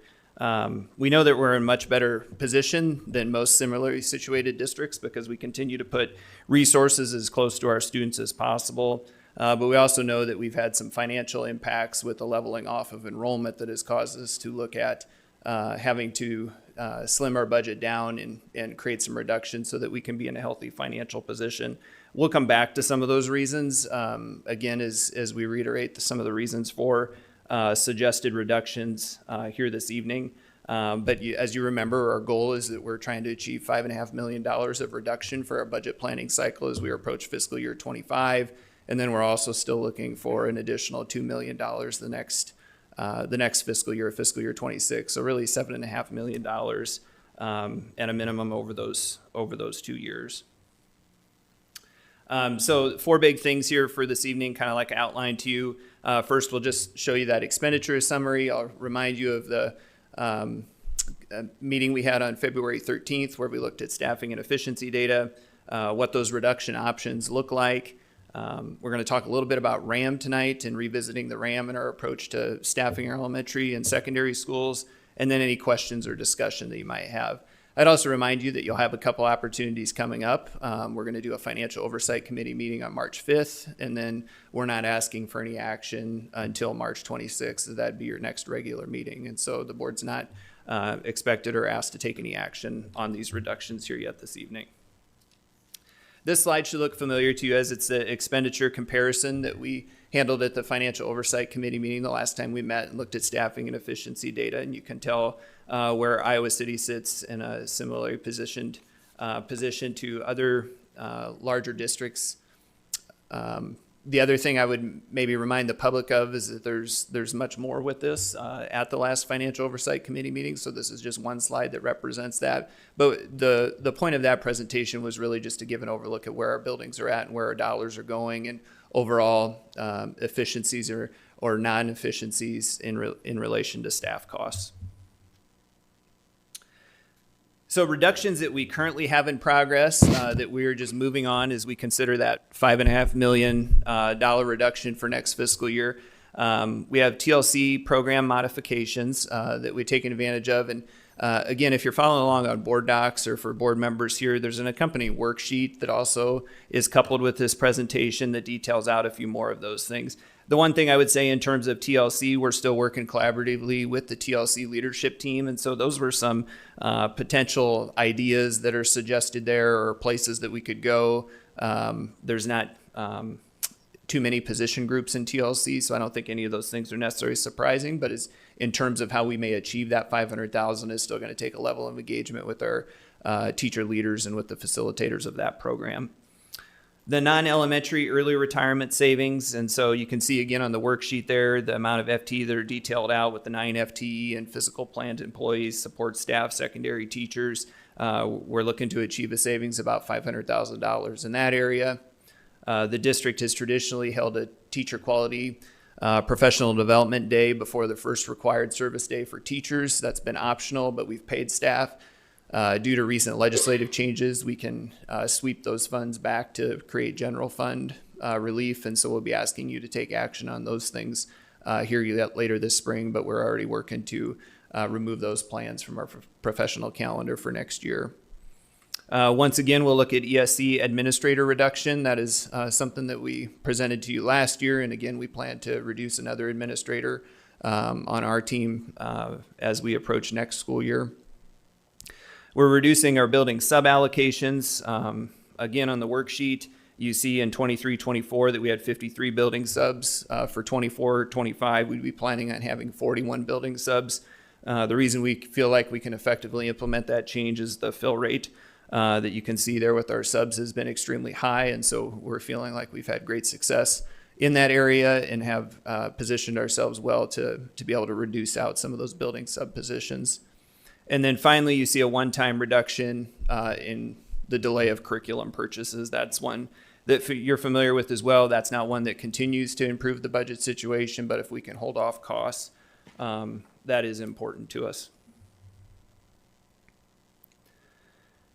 So our recommendations and the need to reach $3.75 million, and before I touch on a few of these elements, you see that the budget reduction there is to be determined, and these elements do not equal 3.75. We're still short of that number, and so that means there's some ongoing operational efficiencies that we're still searching to try to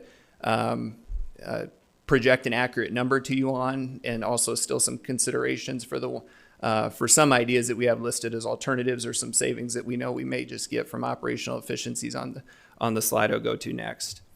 Of course, the big one on this list that most of our commenters are here to talk about this evening and shared feedback with you is about retiring Hills Elementary. I'd want to thank all the folks for coming tonight and expressing either your experience with Hills or the frustrations that you've had along the way.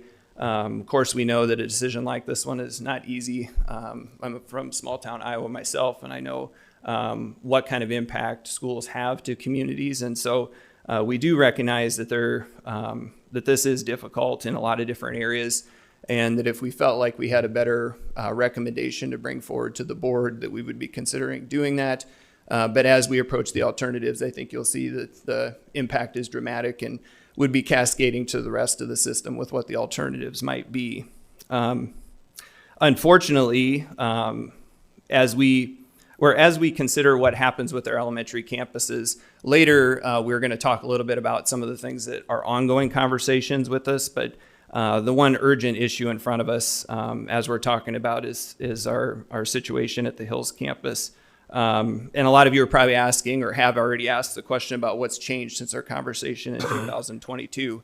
The district since that time has commissioned a demographer study that we've shared with the board previously that shows that enrollment rates are flat or declining across the district. Last meeting at the Financial Oversight Committee meeting, we shared with you capacity data. We know we have lots of capacity in our elementary schools to house additional students. You have a memo presented to you tonight talking about delaying future construction of elementary schools. But with that stagnant enrollment and looking at the operational efficiencies and data points at Hills Elementary, we know that we spend almost $1,000 more per student at Hills Elementary, which is not a sustainable model for us in our current budget climate.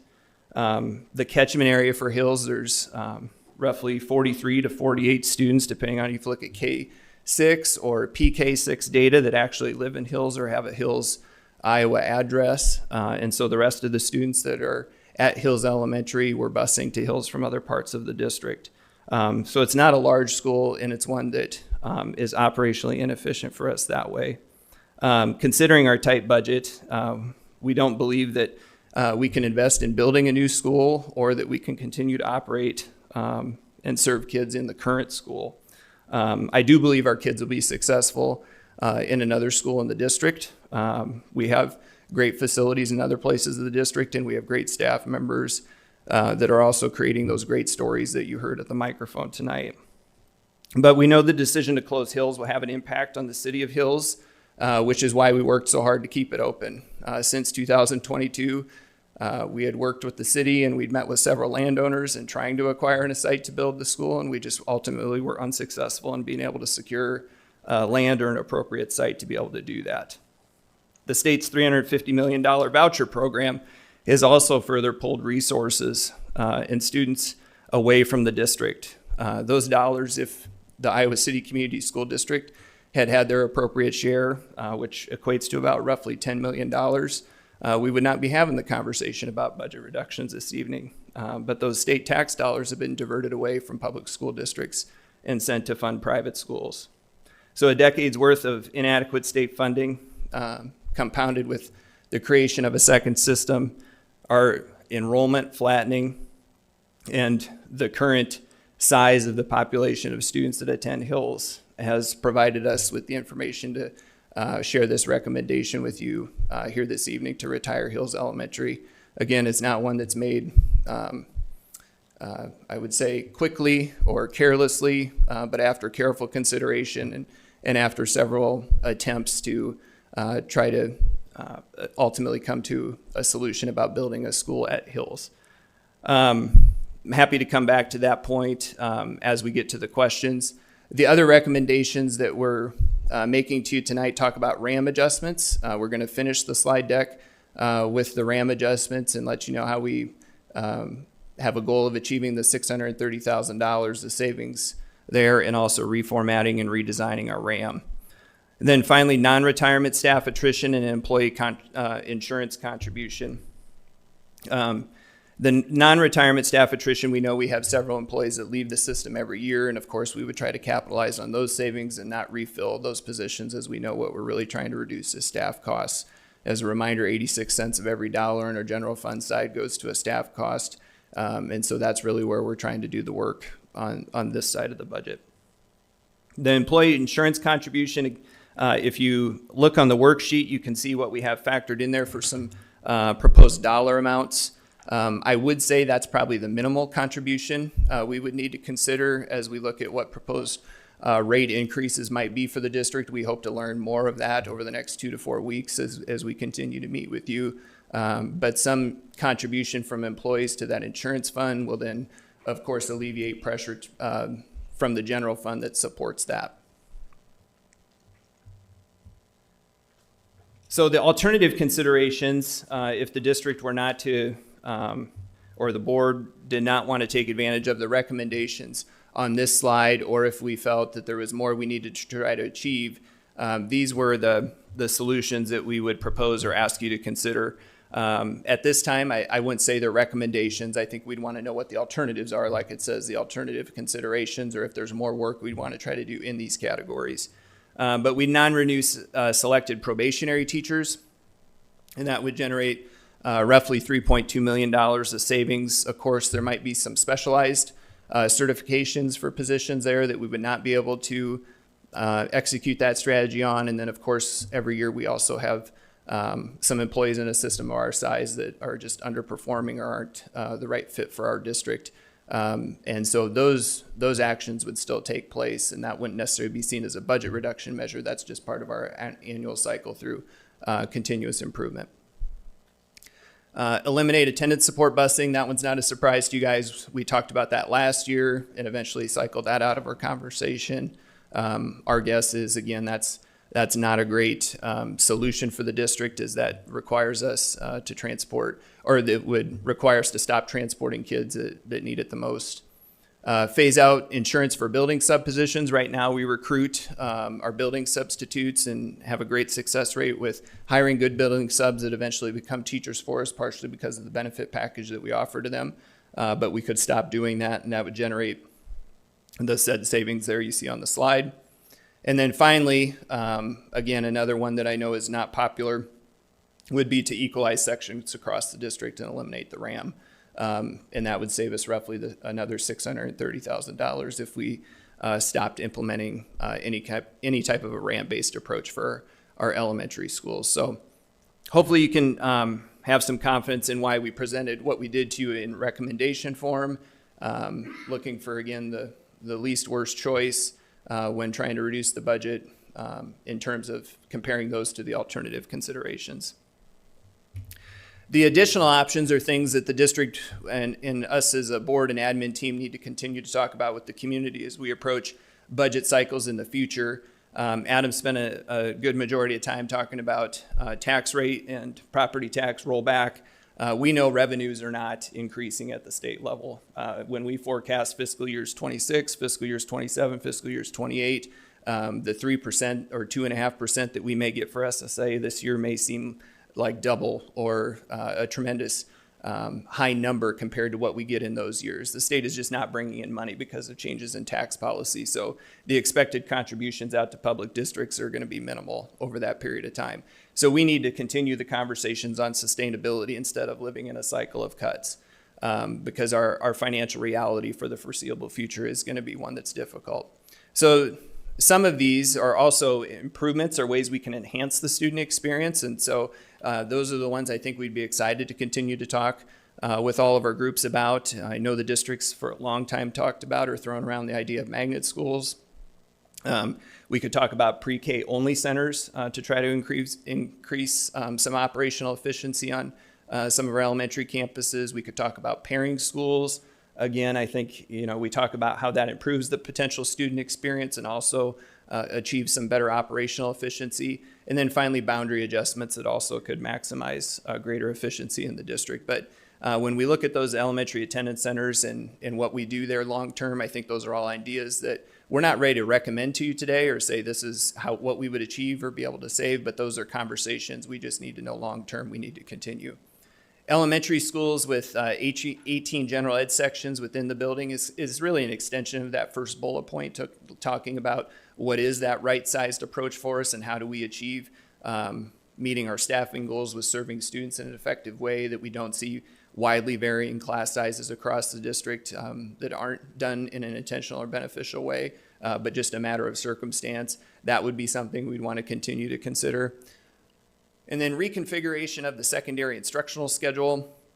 That I think when we look on the secondary end, we need to consider some of those items about what a teacher's day looks like, the student day looks like. Of course, some of those things are tied to negotiations, so there's not a whole lot we can say at the podium here tonight, but that would also be something that would be a good conversation for us to start and continue on into the future.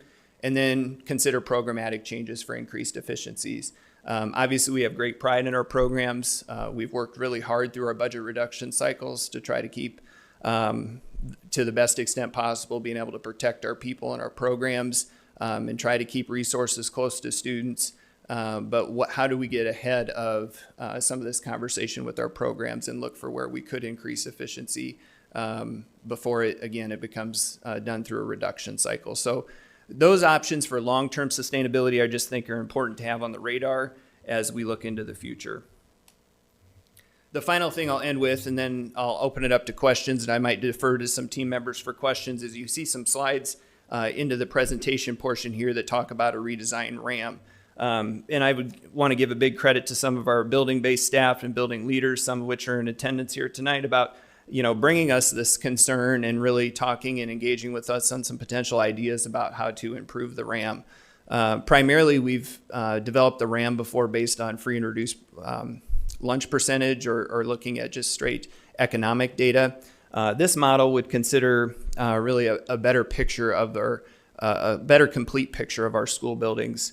And so here you would factor in a weighting for FRL, a weighting for English language learners, a weighting for McKinney-Vento, a weighting for special education, and then another weighting for just sheer size of the building, as that creates either challenges or some additional need for resources. And so when given those weightings, you see some of the outputs that are there in front of you. And I would also offer to you tonight that this is something we could spend more time on in the Financial Oversight Committee if you'd want some time to digest it or take the questions where we are able to answer tonight and dig into it in greater detail. But with that, we really tried to factor in a better and more complete picture of the building, as I stated before. And then the same thing with the secondary. And you see that we did the same idea with the weighting systems on the side there is kind of the key for how those weightings are assigned, and then some of the outputs in the middle of the slide. And then finally back to the elementary with what has traditionally come to you in a format of 5 different groups. We have condensed into 3 different groups, and you see some new schools paired together in different ways because of some of those additional factors that are now considered into those weightings. And so you see the new proposed class sizes. Group 3, most of the class size recommendations or aspirational goals would be the same as Group 2, except for kindergarten. That size would increase a little bit at the kindergarten level. And so that would be how we'd approach the RAM, and again, connecting that back to the recommendations, that approach is what would achieve the initial 630 with redesigning it and approaching our RAM modeling that way. So with that, like I said, I know there's a lot of information there. There's a lot of hard conversations as we've continued to move through this, and happy to try to answer your questions. And again, I'll defer to the team if necessary in some of those. Thank you, Superintendent Degner. I would open it up to directors for questions.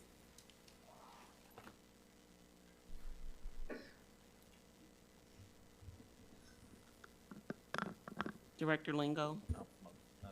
No, go ahead. Okay, well, I have plenty, so I'm just gonna, I'm sure all of us do. First, I want to point out just that the district and the state of Iowa aren't alone in this, but especially districts. We are seeing that throughout the state with plenty of local school districts going to a 4-day school week. I appreciate that's not on the table. It's just not a good policy. And I can go through the data when everybody wants to. But to move on past that, starting with Hills, could you go through again, how many students does the city of Hills have going to the school currently? So currently from the City of Hills, PK6, there's 48 students, K6, 43. Yeah. In a 6-1 vote in 2022, the board voted to build a new elementary school in Hills. I just want to know what exactly happened. I know it's tucked into the other document. If you go through that, was land acquisition an issue? What impeded it?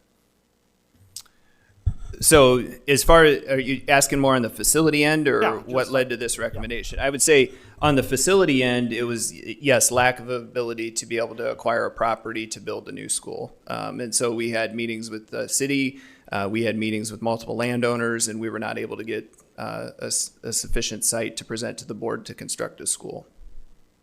And then what is the plan for the teachers and the staff? How do they fit in this process? And, come to the couple of the questions that came in throughout the comment that came to mind. How can we ensure that people have access to the after-school programming or preschool programming through whatever building they might be in? Yeah, as stated in our documents, we had talked about, the need to create a robust transition plan, and we did meet with staff yesterday to inform them of this recommendation coming, and I appreciated the one staff member's comment who recognized, there's still questions that need to be answered. I think the important thing we wanted our staff to know is that they would still all have jobs with the district, that we do have multiple other staff members that would be moving out of the district, and so we would backfill those positions with Hills staff members. Again, continuation of services for students we heard from parents tonight and we know would be critical to provide. We got a formal answer today that the Shared Visions preschool that's happened at Hills, we would be able to move to another campus. We anticipate that most students that attend Hills now would potentially be rezoned to Alexander. There is a handful of students it may make more sense to look at Weber. That's a conversation we'd want to continue with you all and make sure you were supportive of that change. But that continuation of service for students is critically important for us and to set up and provide a great experience. And then also to make sure our staff know that they're taken care of and have a placement. I have more questions in a bit, but I'm just going to keep let going. if other people have questions take a about break. Hills. Okay. Directors? So, sorry. In regards to the 4-day week, we know that neighboring Riverside is going to a 4-day week, and that may draw some of those students to Hills. I'm sorry. So that's a consideration that it's probably not a large number, but I just did want to point that out.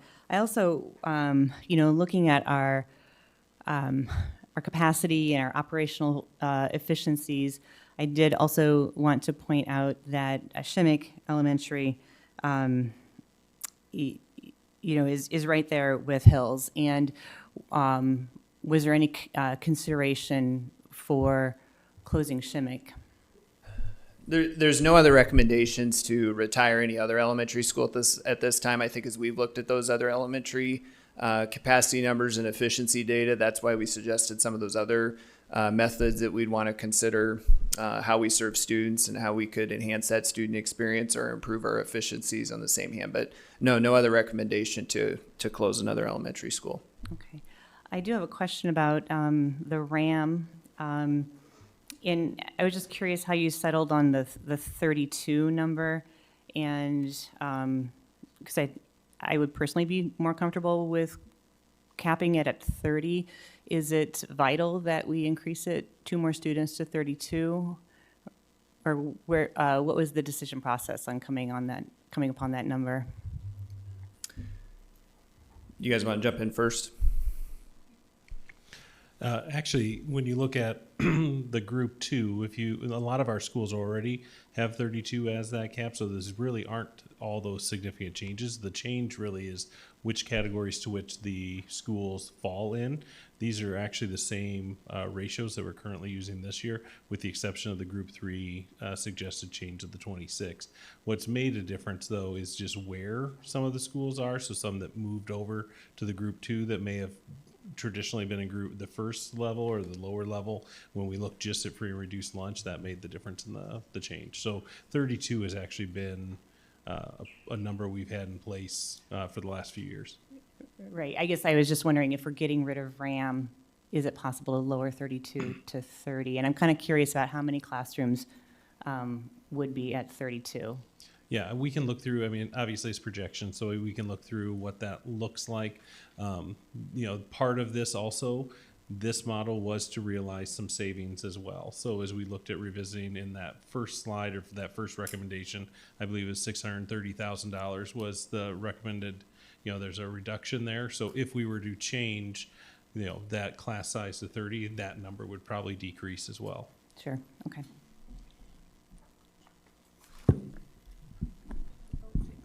Yeah, I'm so sorry. I've been living in these numbers for weeks, and Director Finch just said something that I don't think I'm tracking the numbers when she's talking about Shimmick. I thought that we, at the Financial Oversight Committee meeting a week or 2 weeks ago, whenever it was, got that data set that said that Shimmick, and I'm looking at it, is actually going to be a $4,800 cost per pupil anticipated for next year, which is on average with the rest of our schools, and that it's actually Twain that's the least efficient school after Hills, and then Man. So what am I not understanding that the numbers at Shimmick are not looking efficient? I don't have those back in front of me right now. I might ask one of the team members to pull that up. I do remember about Twain being there. I think the challenges with our smaller schools, it just becomes harder to equate class size, right, and to reach these aspirational goals. Because if there's a one section environment and they get a really high class number and it falls to 2, then we're serving them at a really low class size rate, which is a great experience for kids and for the staff member. But it's not the most efficient way for us to use our resources in that situation. So Lisa, I do think, yes, Twain was right there, is also being fairly operationally efficient in that data, but I don't know if one of the other team members pulled that up that they could speak to where Shimmick fell with some of that while I was standing here. Shimmick fell 3rd this year, and then next year it does drop a fair amount because there's some anticipation. If you were to, it kind of plays into this slide, if we make some of these adjustments related to our class sizes, and then it becomes more of a one section building than where it's currently at. We're also, this is an example of one of our buildings where they just tip over in some situations, then we get extraordinarily small class sizes. So we may have, we have 26 kindergartners, and now all of a sudden we have 2 classes of 13 instead of that one class or whatever it may be. So that's where it comes into that. Twain is, though, remains the second. I think they're actually a little higher this year in their efficiency, and then it changes a little bit going into next year. But they are the second kind of highest cost per student at that base cost that we looked at. Okay, sorry. Sorry, yeah, and the reason I brought that up is because of the question that we got about targeting the high FRL schools. So I'm playing the devil's advocate. I'm asking the questions that the community wants the answers to, and just trying to have the administration address their logic on that. Okay. So I it wasn't a just thought I was judgment call. No, it wasn't a judgment call and at I'm all. sorry, I just was worried that I was misreading no, not our at all. number. Not at I'm all. sorry for jumping in, Director Clausen, but I figured since that I just wanted it to flow. Thank you, Director Williams. No, I forgot what I was going to say. No, yeah, there's a ton. So maybe speak to this a little bit. And Nick said this as well. So maybe give us another clear example of when we get these situations where we have these sort of wildly varying class sizes, right? Like we have a tip over and it goes from 26 to 2 sections. Can you just talk about how that dynamic sort of plays in from an efficiency standpoint and how we struggle with, and once you do that, then I'll say my bit about RAM, because that's really what I got a lot to say about. Nick, do you want to talk about an example? And then maybe mention some of the campuses we've talked about that are almost RAM-proof in a scenario because of their size. Yeah, that's actually exactly what I was going to speak to. Even as we started making some of the revisiting of the RAMs, looking at this, there are certain buildings that just the size of the building, it makes no difference what we could say they could be in any of the categories, and it's not going to influence them in a negative manner.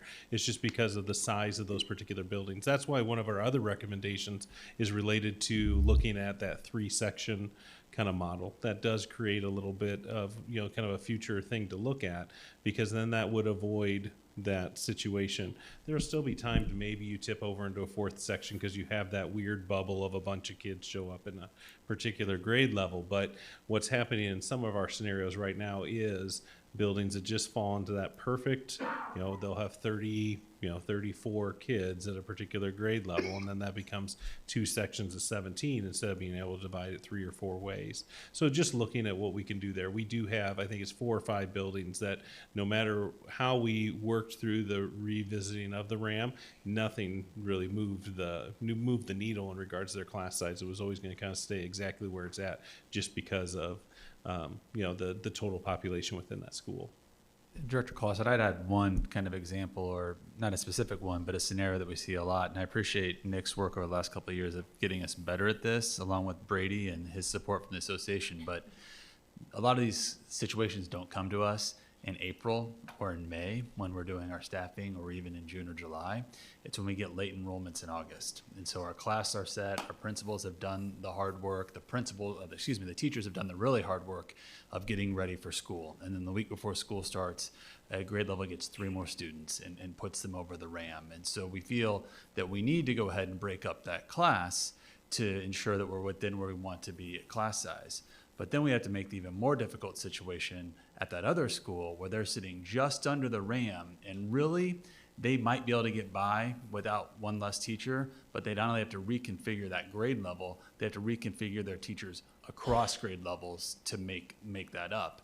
And so we gain in efficiency because we're not shifting a teacher from another school in the system, we're actually adding another teacher to the system. And so it's not just that idea of trying to stay within that configuration. It's that when these adds happen at the beginning of the school year or after the school year starts, we find ourselves in a position as we look to provide those services where we're adding staff that we didn't expect to add in the spring when we were setting these budget circumstances. And we have tried to get better about that. Again, that's a lot of support and collaboration with Brady and the association and trying to understand that.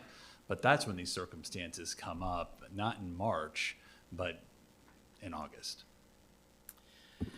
So, weighted resource allocation model, how many other districts are you aware of that do something like that? I'm not aware of any. Very few. I don't know of any, right? And so I just, because, this is something I spoke about before I got elected to the board. And I might have said it was something like the best policy I've ever heard of. And just understand, right, this policy, here's another question. How many districts cap their class size? I would think to say, if we go over 32, we're going to have 2 sections. Yeah, I think they all probably have some tipping points or goals that they look for. I don't know how hard and fast some of those are, but. Because this, and I remember when this passed, and we said it was unsustainable. And here, the rubber's hitting the road. When we're in a district that's growing every single year, especially at the clip we were growing for a very long time, right, over a decade, you get used to some things, and you get used to some niceties, all right? I personally don't think RAM is a nicety, right? We are trying to address systemic issues like folks who don't have enough money. They're on free and reduced lunch. That's a systemic issue, right? If folks are in that situation, more than likely they're going to come to school with obstacles. Whatever happens in that school probably isn't going to change that situation. So whatever we can do to support those folks, we need to continue to do that, in my opinion. This is the hard tipping point, right? Because if we just get rid of RAM, what we're saying is, okay, the experience at Wickham is the same as the experience at Kirkwood, or we're just saying, deal with that. Just deal with it. They're both really fine schools. They're not equitable, but they're both fine, and we'll go back to that model. I mean, that's what getting rid of RAM would look like, and that's how most districts operate. And then we wonder why we don't see test scores improve, and we wonder about some things that are pretty simple. One thing we know works, class size works. If we could have every class size at 15 or 16, that'd be great. And there's no way we can afford that. There's no way any district in this, well, certainly not in the state, can afford those. But we do that at some of our schools. We do have class size of 16 and 17, and we've seen dramatic improvements for kids, right? Because of that model, because we allocate resources according, at first, free and reduced lunch.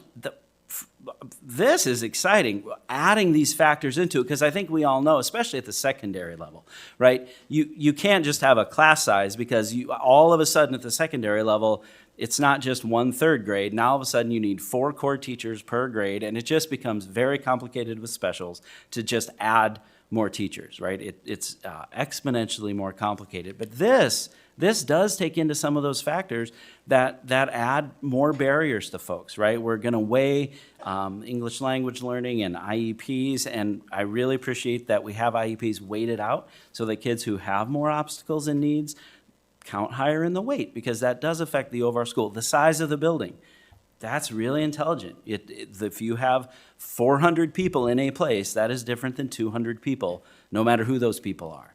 And so I really appreciate that we're looking at this. This is a tough thing, and to go to Hills, I went back on my notes were from the summer in June 22. And we were listening. We had those meetings. There's a lot of factors that go into this. Frankly, if a few things had gone a few different ways, we'd be in the middle of building a school right now. We'd be in the middle of that process and wouldn't be having this decision. So lots of folks made decisions all along the way. The truth is, dynamics change.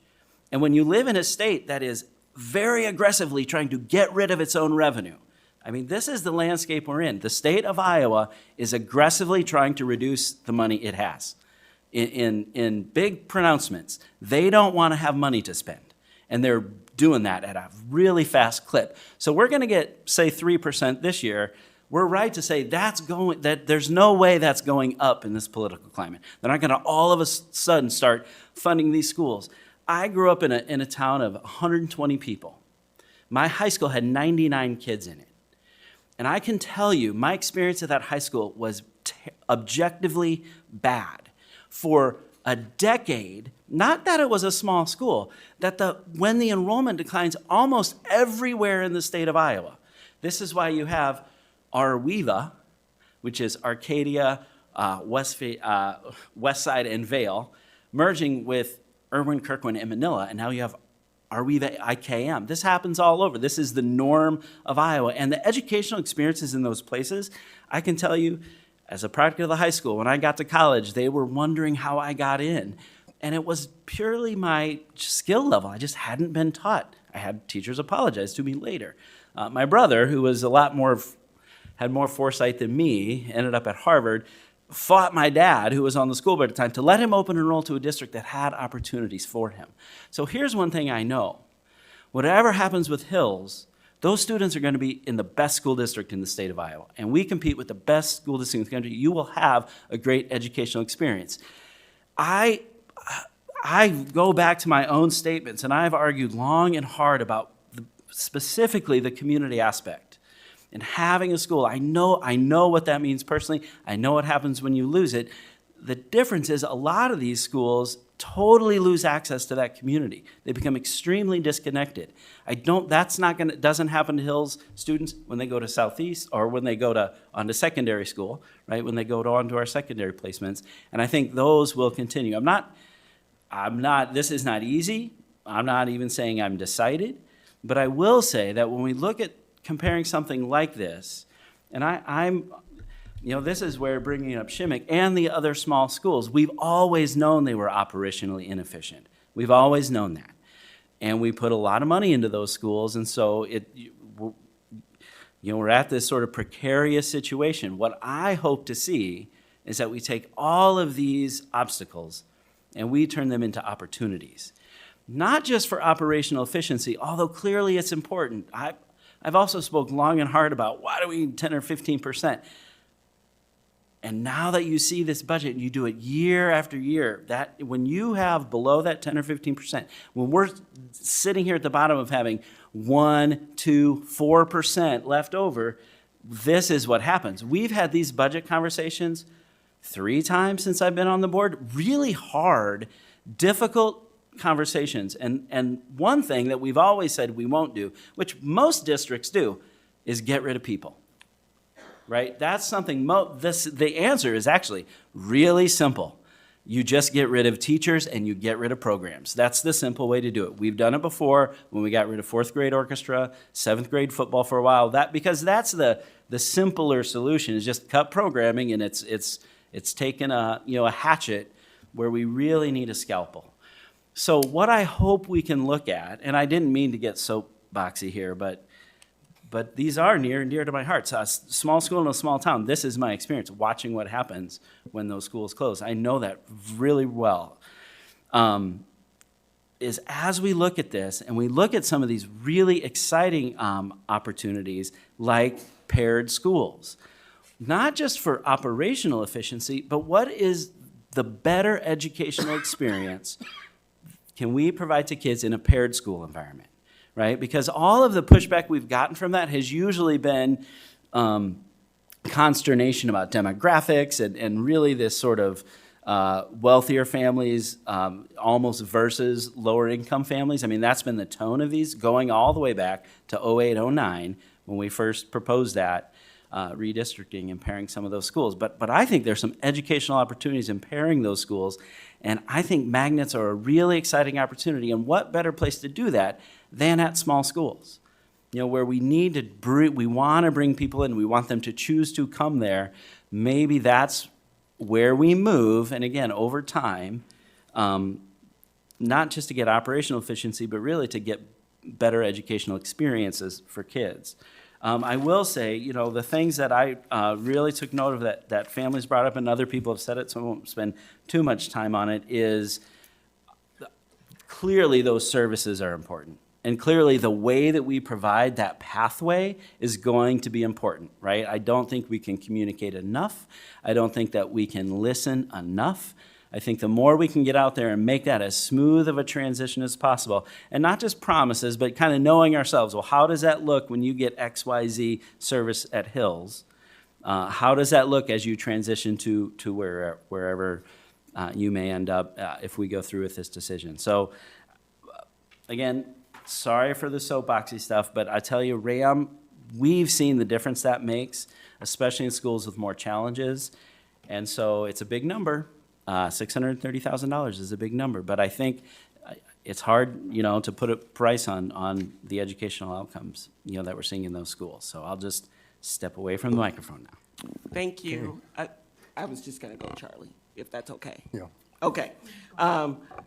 So I do have some questions and understand that you all may not have answers tonight, but I would like to have answers to these questions before the board was asked to vote on these. So it's fine if you have to say, we'll have to get back to you, Director Malone, and I will understand that. I do want to start off by echoing Director Lingo's comment and appreciation for not seeing the 4-day school week on our options, because I think that would be devastating to all of our families if that was something we had to consider for a variety of reasons. When I think 3 years ago that was sort of mentioned, and we talked about daycare and the need for free and reduced feeding kids that wouldn't be in school that 5th day. So I'll say that.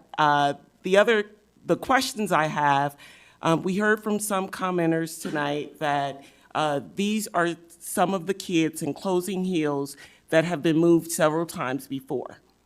Do we know how many of these kids have been moved before when boards have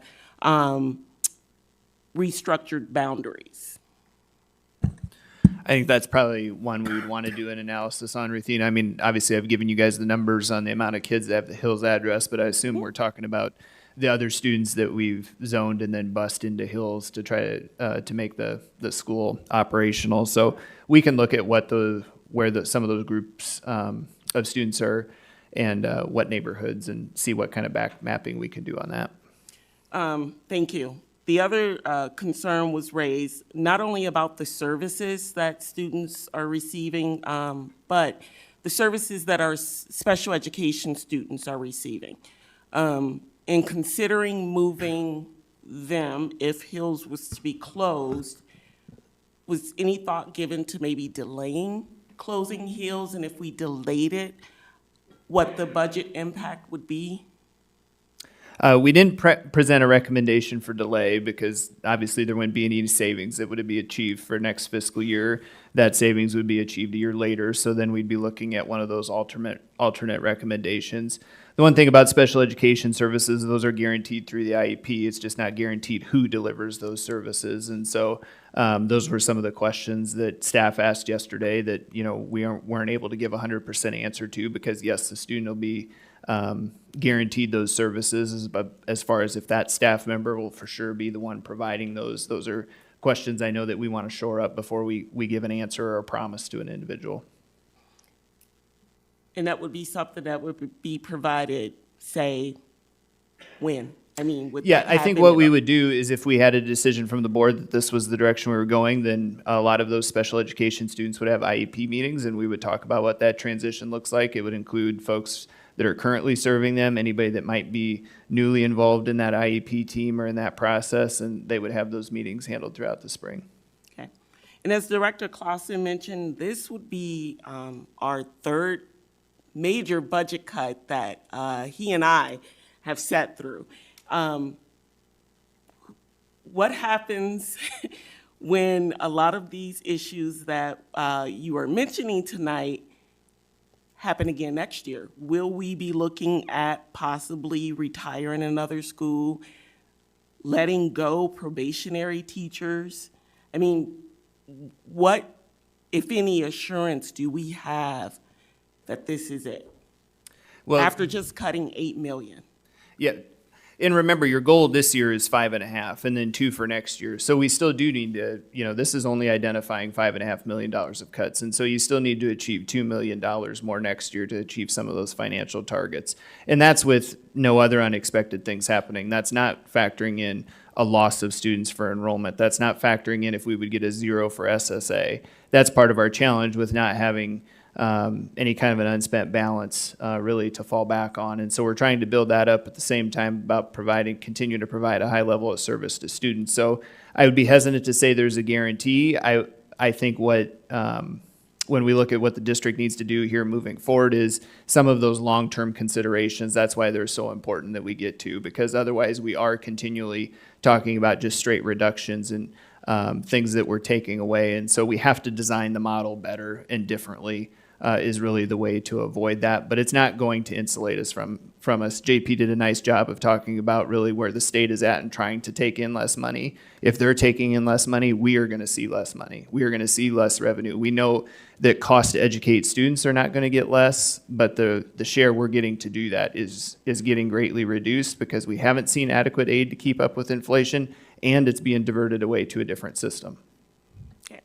And you provided alternative considerations, and my understanding and reading that's if we did not go with your recommendations, we would be looking at not renewing 45 new teachers, meaning this is their first year in our district or their first year teaching? Yeah, year 1 or 2 in our district, and so we would look at non-renew. Some of you are probably more familiar with the term RIF, and that's not what we're using here in this scenario. We'd really be looking at the folks that are newer to us, and would we need to do all of them? It kind of depends on what recommendations you decide to take or what we would need to do from moving forward there. But we just factored out what the cost likely could be for considering the highest number that we would do. But that wasn't something we brought you for a recommendation because, again, as Director Clausen talked about, one of our approaches has been to try to protect that element of staff and then also service delivery to students. But if that was something we needed to dig more into, of course we could, and we could look at that model. That also will be probably a continued moving target as we look at retirement and attrition for what holes are created and then what staff could fall into those roles versus which folks we would need to let go at that point. And I know that. Sorry, go ahead. President Malone, too. I did want to clarify, you're right, that yes, the alternates are things if you wouldn't take advantage of the first ones. Yes, that's an accurate assumption. And even though this is one of the alternate considerations, you list attendance support busing, and 13 routes would be eliminated. Do we know can you give us an idea of what buildings those serve, how many kids would be impacted if that was something that we had to consider? Because, I mean, I think even with your recommendations, we may not get to the needed 5 million. Yeah, if we can't identify some of those other operational efficiencies we told you we were still working through to try to generate an accurate number, there is more work that potentially needs to be done in one of these alternate consideration areas. And so I think that's something we could confidently bring you on the 5th when we do the Financial Oversight Committee meeting. I know we have that document. We just weren't ready to present that here this evening. I would say just one reminder as the community even looks at that. If you look at that first chart that we presented tonight, one of the areas we're the most efficient in is our transportation costs, right? And so that's a relevant one for us to look at, but we're already spending those dollars very efficiently and not going above and beyond in that area. But it is wise to ask the question because we know we are still short of that goal. And final question, do we have a number for how many students that open enroll out of our district that would have attended Hills? I think we could probably get it. I mean, I know we have our open enrollment out. And we have we always present to you during our class size demographic enrollment report the difference between students open enrolled out versus students open enrolled in. It probably takes us a while to do any analysis about what are Hills addresses there, but I'll ask the team to make a note of that to see what we can again provide before the 5th. Thank you. Yep. I'm gonna try to be organized in some semblance, but I'm also gonna take a cue from you, JP. I think where I want to start is something that President Malone touched on. I mean, I just don't see us not being in a budget reduction crisis mode anytime in the near future. If you look at our projected enrollment report, we're down 75 kids every single year for the next 5 years. And that report was done before vouchers could be studied. So I think we owe it to the public that they understand this is not it. It's $2 million next year right now, but it could very well be $4 million in 6 months. And I think that the other thing that kind of coincides with what you said, Director Clausen, is I think I've been through 2 budgets reductions, not the 3 that you and Ruthina have, but just 2. And my North Star guiding principle has always been, don't cut our people and don't cut our programs. And that's still my North Star here.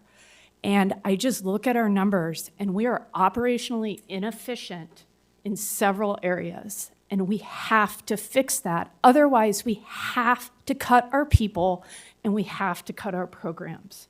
Those are our choices. And so to me, operational efficiency is going to be what I focus on. And yes, we're talking about Hills tonight, but we are going to have to look at retiring more schools potentially next year. I love the pairing idea. And I really wanted to say that I really hope that we can continue to explore that. I love the idea because I actually think that there's some beneficial benefits to our kids, to our students when we talk about pairing. And in my mind, when we say pairing, what we do is we take two of our smaller schools and turn them into a K through third or a K through second school and a 3 through 5 school. And so what you're able to do is, you no longer attend the same elementary school for 6 years, but you attend an elementary school that will be more operationally efficient with kids of your age. And when we think about PBIS and our MTSS and all the things that we do for our kids, I've got a 5th grader and a 3rd grader, and I'll tell you, PBIS, what she gets excited about in 5th grade is radically different than what my 3rd grader gets excited about for PBIS. So by condensing our schools into grade levels, I think that we can improve the experience for our students at the same time making cuts in our budget, and that makes me excited because I think that that's improving our students' experience, but being operationally smart about it. I know we're not calling it a RIF, but we're talking about firing 45 teachers. That's just not on the table for me right now. Not as long as we continue to look at those heat charts where we are orange and red in operational efficiency. I'm not willing to fire people when there are other places that we can make cuts. And then the RAM. That is devastating to me, that we have to touch our RAM. And I do want to say, I do appreciate and support the changes to the RAM that we're making in looking at not just FRL, but ELL, IEP. I think that's great and needed, and I'm absolutely supportive of that. But you can talk to any teacher in the district, and they will tell you it is different to teach a class of 30 kids that don't have any IEPs, ELL, and are not FRL kids, and 30 kids who are FRL, IEP, or have ELL. It's like the RAM makes sense, and I just think it's so important for what we do in this district that it is devastating to me that we have to impact it. And if we talk about throwing it out, I mean, let's be very, very honest about who suffers if we get rid of the RAM. It is not the kids at Penn and Wickham. Those class sizes every time we change the RAM 5 schools are set. We don't ever increase those class sizes. So Penn doesn't see a change. Wickham doesn't see a change. You know who sees a change? Kirkwood, Twain, Alexander. When we change the RAM, we impact our students who are our most vulnerable students. And again, that's not something I want to do. I would rather us focus on where we can find these operational inefficiencies and work on that rather than negatively impact our teachers and staff. Because I feel like at the end of the day, as a board member, my fiduciary duty is very first to the students of our district. That's who I have to use in making these decisions. Speaking of that, I have a question about the RAM. So that's my soapbox. I'm going to pat myself on the back that it wasn't as long as Director Clausen's, but it was still a soapbox. If we got rid of the RAM, would we find ourselves in a redistricting situation? I mean, what does that even look like? Well, I think potentially, that's a conversation we'd want to have with the board. We just looked at it from a straight savings perspective of what that would look like. But yes, I'm sure that could generate some conversation about potentially redistricting or rezoning students. Same thing as kind of an extension of those long-term considerations when we talked about elementary attendance center configurations, that there could be a conversation about boundaries to try to increase some overall efficiency of schools too, just because like when Nick talked about the example of where the schools are RAM proof and just based on the number of students they're receiving, it doesn't allow us to staff them. Those are kind of two different competing purposes potentially, but at the same time, that the look is about needs of kids and how we serve them best, and then also the end of the efficiency for the budget.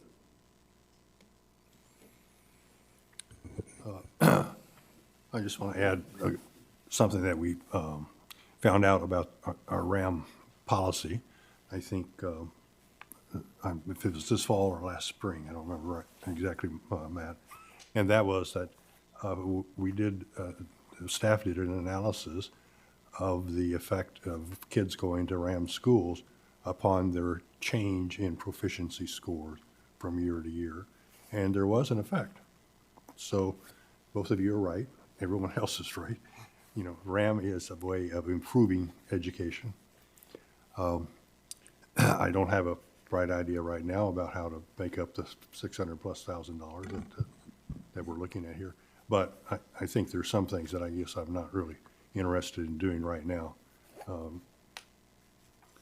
Don't want to be alarmist, but in spite of the budget implications. I forgot I wanted to make one more point, and that's when we're talking about the state budget, and Director Clausen, you raised a lot of good points about that. I think the other thing that often gets lost in the state budget issue is not only do we have these declining revenues that the state doesn't want to take in as much money, but in 2017, they moved to the managed care health system, and that is increasing in costs every year, and they have to meet those costs. And so while we hear, oh, schools are the biggest percentage of our state budget, that percentage of healthcare costs continues to grow on the pie chart each year, and they have to fund those first. And that means they have to take that money from our school budget.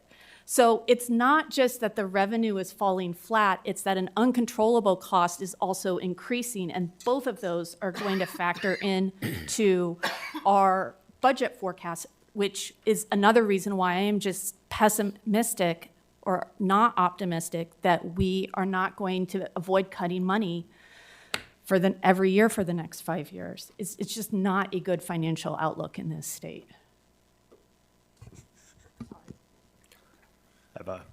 Or Charlie, or no, I'm fine. First question with this goes to RAM, and I know what it means, but I know a lot of people probably don't. The MKV in your allocation system, what is that? What's it called first, and then what does it mean? Yeah, so again, it's McKinney-Vento, and so that would be students who'd be identified as homeless, and so they would receive a different level of service.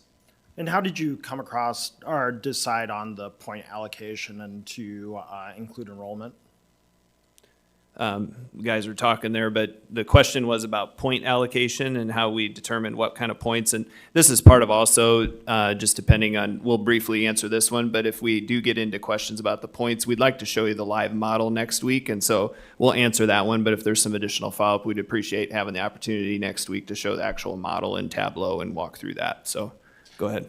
Yeah, my apologies. Adam and I were starting to work on some of the questions already, so we're just working ahead. But the allocations or the weightings, you know, one of the things that's really nice about this is pulling live data from Infinite Campus, just looking at the students in the building and the weightings attached to them.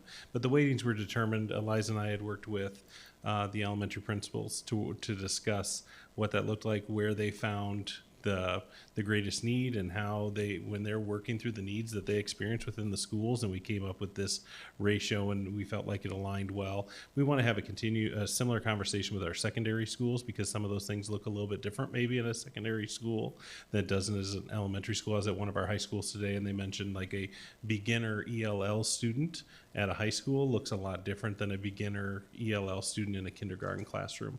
So thinking about that and what those supports look like. So there's still probably some refining to do at the secondary. It doesn't look the same, and it won't be used in the same fashion there. But at the elementary, that was in collaboration with our elementary principals. Thank you. Next question.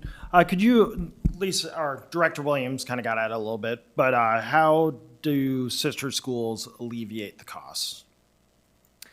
Yeah, again, we're just pointing that out tonight as a long-term conversation. I think we'd like to reserve our right to have a more informed conversation with the board on that was just a potential that we wanted to introduce maybe into the system. I think really the substance of it, though, is similar to some of the points you guys have touched on before. If we have a higher number of students and you divide it between more sections, that helps us be more efficient. It's why Waukee and Ankeny, if you go back to that original slide and you look at why they're so operationally efficient and how they serve students, it's because they have massive elementary buildings. And we're in no means suggesting that or think that that's right for our community, but there is a better opportunity to right-size some of those approaches. But I think the thing I'd want to just pause the conversation on is because we wouldn't want to just suggest that as an operational efficiency. A lot of you talked about abilities to enhance the student experience and how you could also have some innovative approaches to instruction or delivery at a K-2 school versus a 3-5 school and how that would look different. And so while that would be an important part of the conversation or maybe what landed us to the conversation, I think we'd also want to talk to our constituents about the potential educational benefits. And I'm going to start with the question. I'm going to talk for a little bit, but everybody else had their chance. So what kind of discussion should we start as a board, as teachers in the district, staff members in the district, start to be having with the community? Especially in Iowa City, with the especially the parents that are with, and I'm going to hit on it again, kindergartners. Out of the 4 school districts that had sustainable 1,000 or more student enrollment, 1st through 8th grade, Iowa City is the first school district to have their kindergarten enrollment dip below 1,000 students. Okay?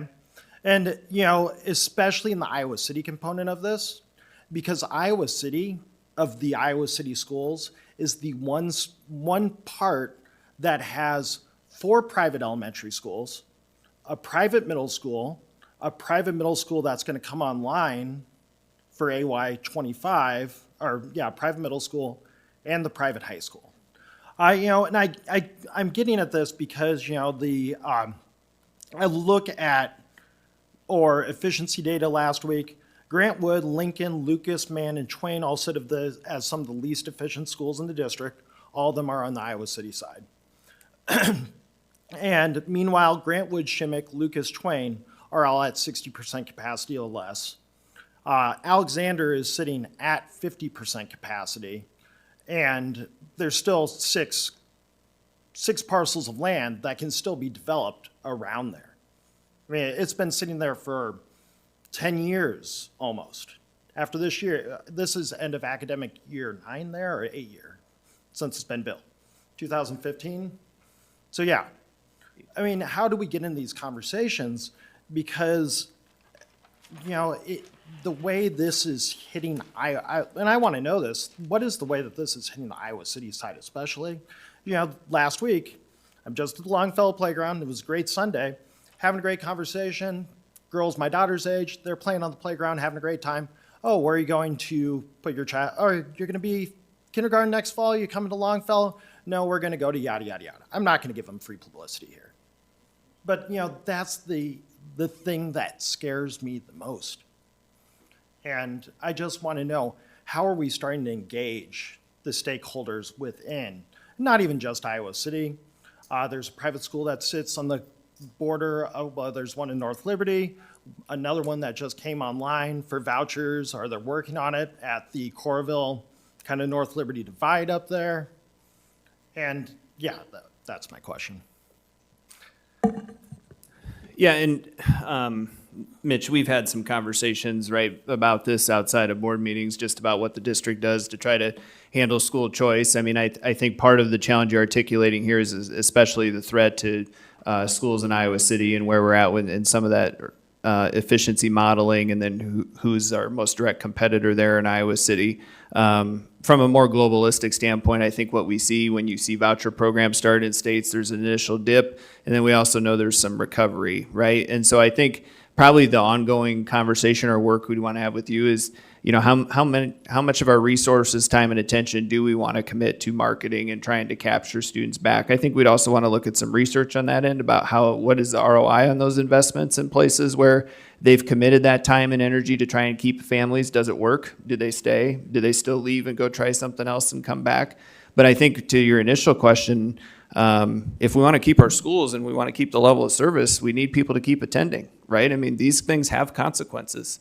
And so it's easy to be mad about them when they happen and then kind of go on with our day. But then here's the results of that work, right? And so now we're angry at the people closest to us. We're angry at our own community because we're having to make hard choices.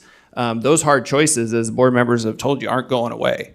And so I think that's part of what we're going to have to consider here is that those things are going to be what's in front of us. What do we do to try to strengthen, bolster our system, make it competitive?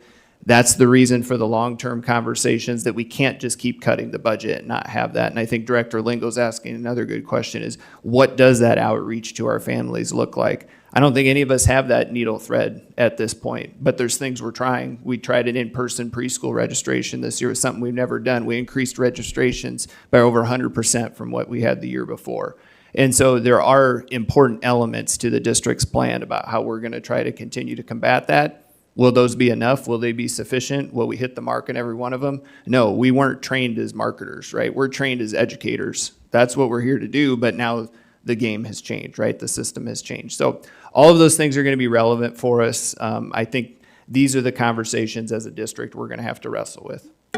Yeah. We've had a lot of tough questions come your way. We've been discussing a lot of really heavy stuff here, and I would like to point out that there are opportunities, as you have said, and we are still the best, right?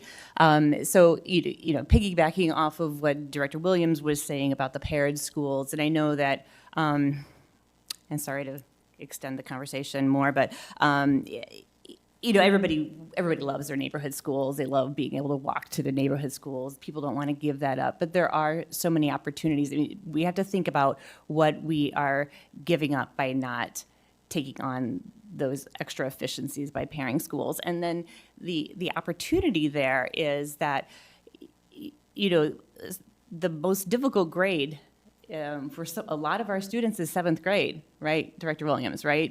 And part of that is that you're bringing all these kids together for the first time, really at the most difficult point in their life. But if you're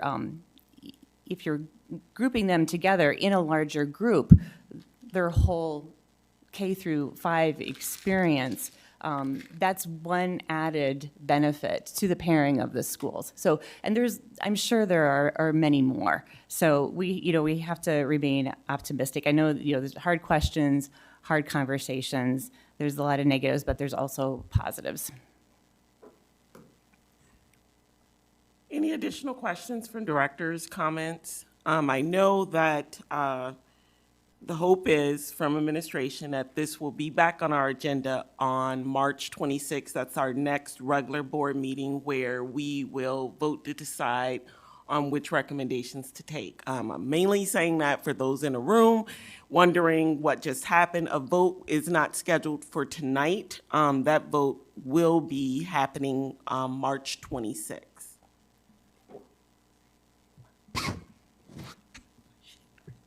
Okay. Next up is our preschool presentation. You know how to do it? Just Right up there. push it there, got it up there. Just zoom in. All right. There too.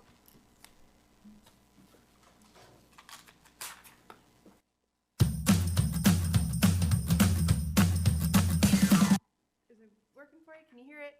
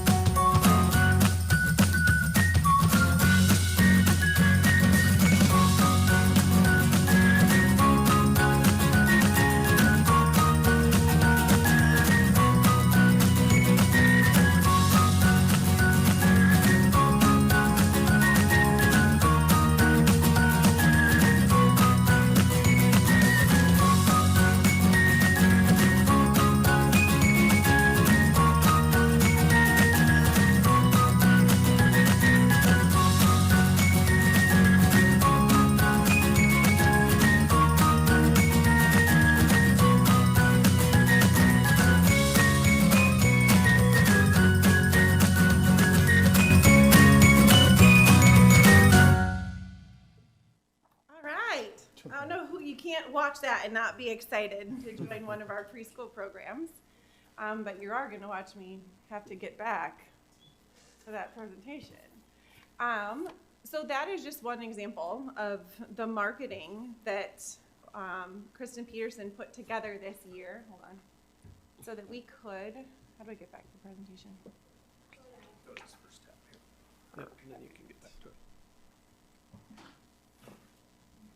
To market our preschools. So this evening, we want to give you a little update on where we are with our preschool programs, what it currently looks like, and what we are doing right now to increase our enrollment with preschool offerings, and then give you some information on what we are going to be beginning in the fall. So currently, well, as of January 19th, I believe as of today, we have 2 more. We have 504 students that are currently enrolled in our preschool programs here in Iowa City. And as we have talked about earlier this evening, we do average around 1,000 students in a kindergarten class. So about half of our students are attending one of our ICCSD preschools. We know that there are about 280 students, as parents report in Infinite Campus, that came to our current kindergarten class that do not have any preschool experience. So the difference between 1,000, 1,100 kindergarten class and that 280, the rest of those students are probably attending some sort of experience outside of our district, maybe with a daycare or with an in-home preschool, but are having some of their preschool programming. So what we really wanted to target were those 280 students that didn't have any preschool experience, and make sure that there was an opportunity for them to be able to have an experience prior to joining kindergarten. So that chart there shows the different options that we currently have in our buildings. So we have the ability to have 660 students, so there still is some room. And we have 17 elementary schools that currently have pre-K. And just to note, as you all know, but for the community, we have 21 elementary schools currently. So that shows what we currently have. And so in order to be able to know what we wanted to offer to our families, we went out to our community to get their feedback. We did some research, and when I say we, I really want to give shout out to our preschool administrator, Heather Stevens, who went out and visited 5 different districts across the state of Iowa to research what their program options were. What were they offering? What did they like? What were their families saying? What additional funding sources did they utilize that we could potentially capitalize on? She also went and collaborated with all elementary administrators in the fall to see what was going well with their preschool, what were some concerns that they may have if they currently didn't have one, what would they be looking for, what were they noticing amongst their preschool program, and what we needed to enhance. And we also surveyed all preschool teachers to get their input on what experience they were having, we know that they are the experts in early childhood education in our district, and we wanted to make sure that they had a voice to give us their opinions on what was going well and what they would like to see. So we did a survey, and during that survey, we had 582 responses, and those were 266 current pre-K students and 237 non-current pre-K students. So roughly half. And some of those non-pre-K students were former preschool students or upcoming families. And so you can see these were the priorities. We had them rank their top 4 priorities with a laundry list of different things that they would be interested that would help make their decision on preschool. And you'll notice that those 3 top ones there are half-day and full-day options. As you noticed on the slide above, we had very limited full-day options. And so that's something that we wanted to take a look at. Attending preschool in their attendance area is that middle piece there, that's something that families were really interested in. And the other one that ranked high was having a certified teacher, which all of our teachers in ICCSD are certified teachers, and they're licensed in early childhood education and special education. Every single one of our preschool teachers has their special ed license because we do offer inclusive programs for all students. So after we had that information, our fabulous Kristen Peterson created a marketing plan. And here you can see all of the things that we did to really launch our preschool marketing. We just showed you the day in the life of video. If you have not seen the Dreams Start Here video, you have got to go to it. It is a bunch of preschoolers telling you about what they want to be when they grow up, and it is very sweet. We did a lot of other promotional things with putting that video on YouTube.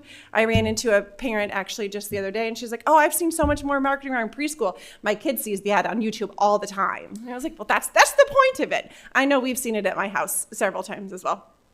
My kids are always excited when they see it. We've done some Blackboard messaging just to make sure that we are hitting the whole entire community, because we know word of mouth is really important. And so we've expanded our efforts there. We've done a lot of newsletters, the Hills Bank Marquee, and our biggest one was having our first in-person preschool registration night. That was held on February 8th, and we chose for this first year, since we don't have preschools currently in every attendance area, is to hold those at our 3 largest municipalities' public libraries. So we held it at North Liberty, Coralville, and Iowa City Public Library from 3 o'clock to 7 o'clock that evening. And we were super excited with their turnout. We were able to explain in person. I was at the North Liberty site. Director Reedy was at the Coralville site. And she was the Iowa City site with a line that began at 2:15 p.m. And then Heather Stevens was at Coralville. And so we were able to talk with every family that had questions, to go over their options, to speak about what their family need was and how we could match that with our different programs that we were offering. These are just some of our cutie pies that are here in our district, and how we continue to market them to market preschool in different ways. And then again, this is our registration flyer.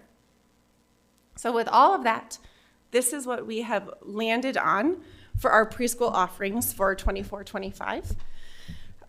We have the capacity for total seats of about 800.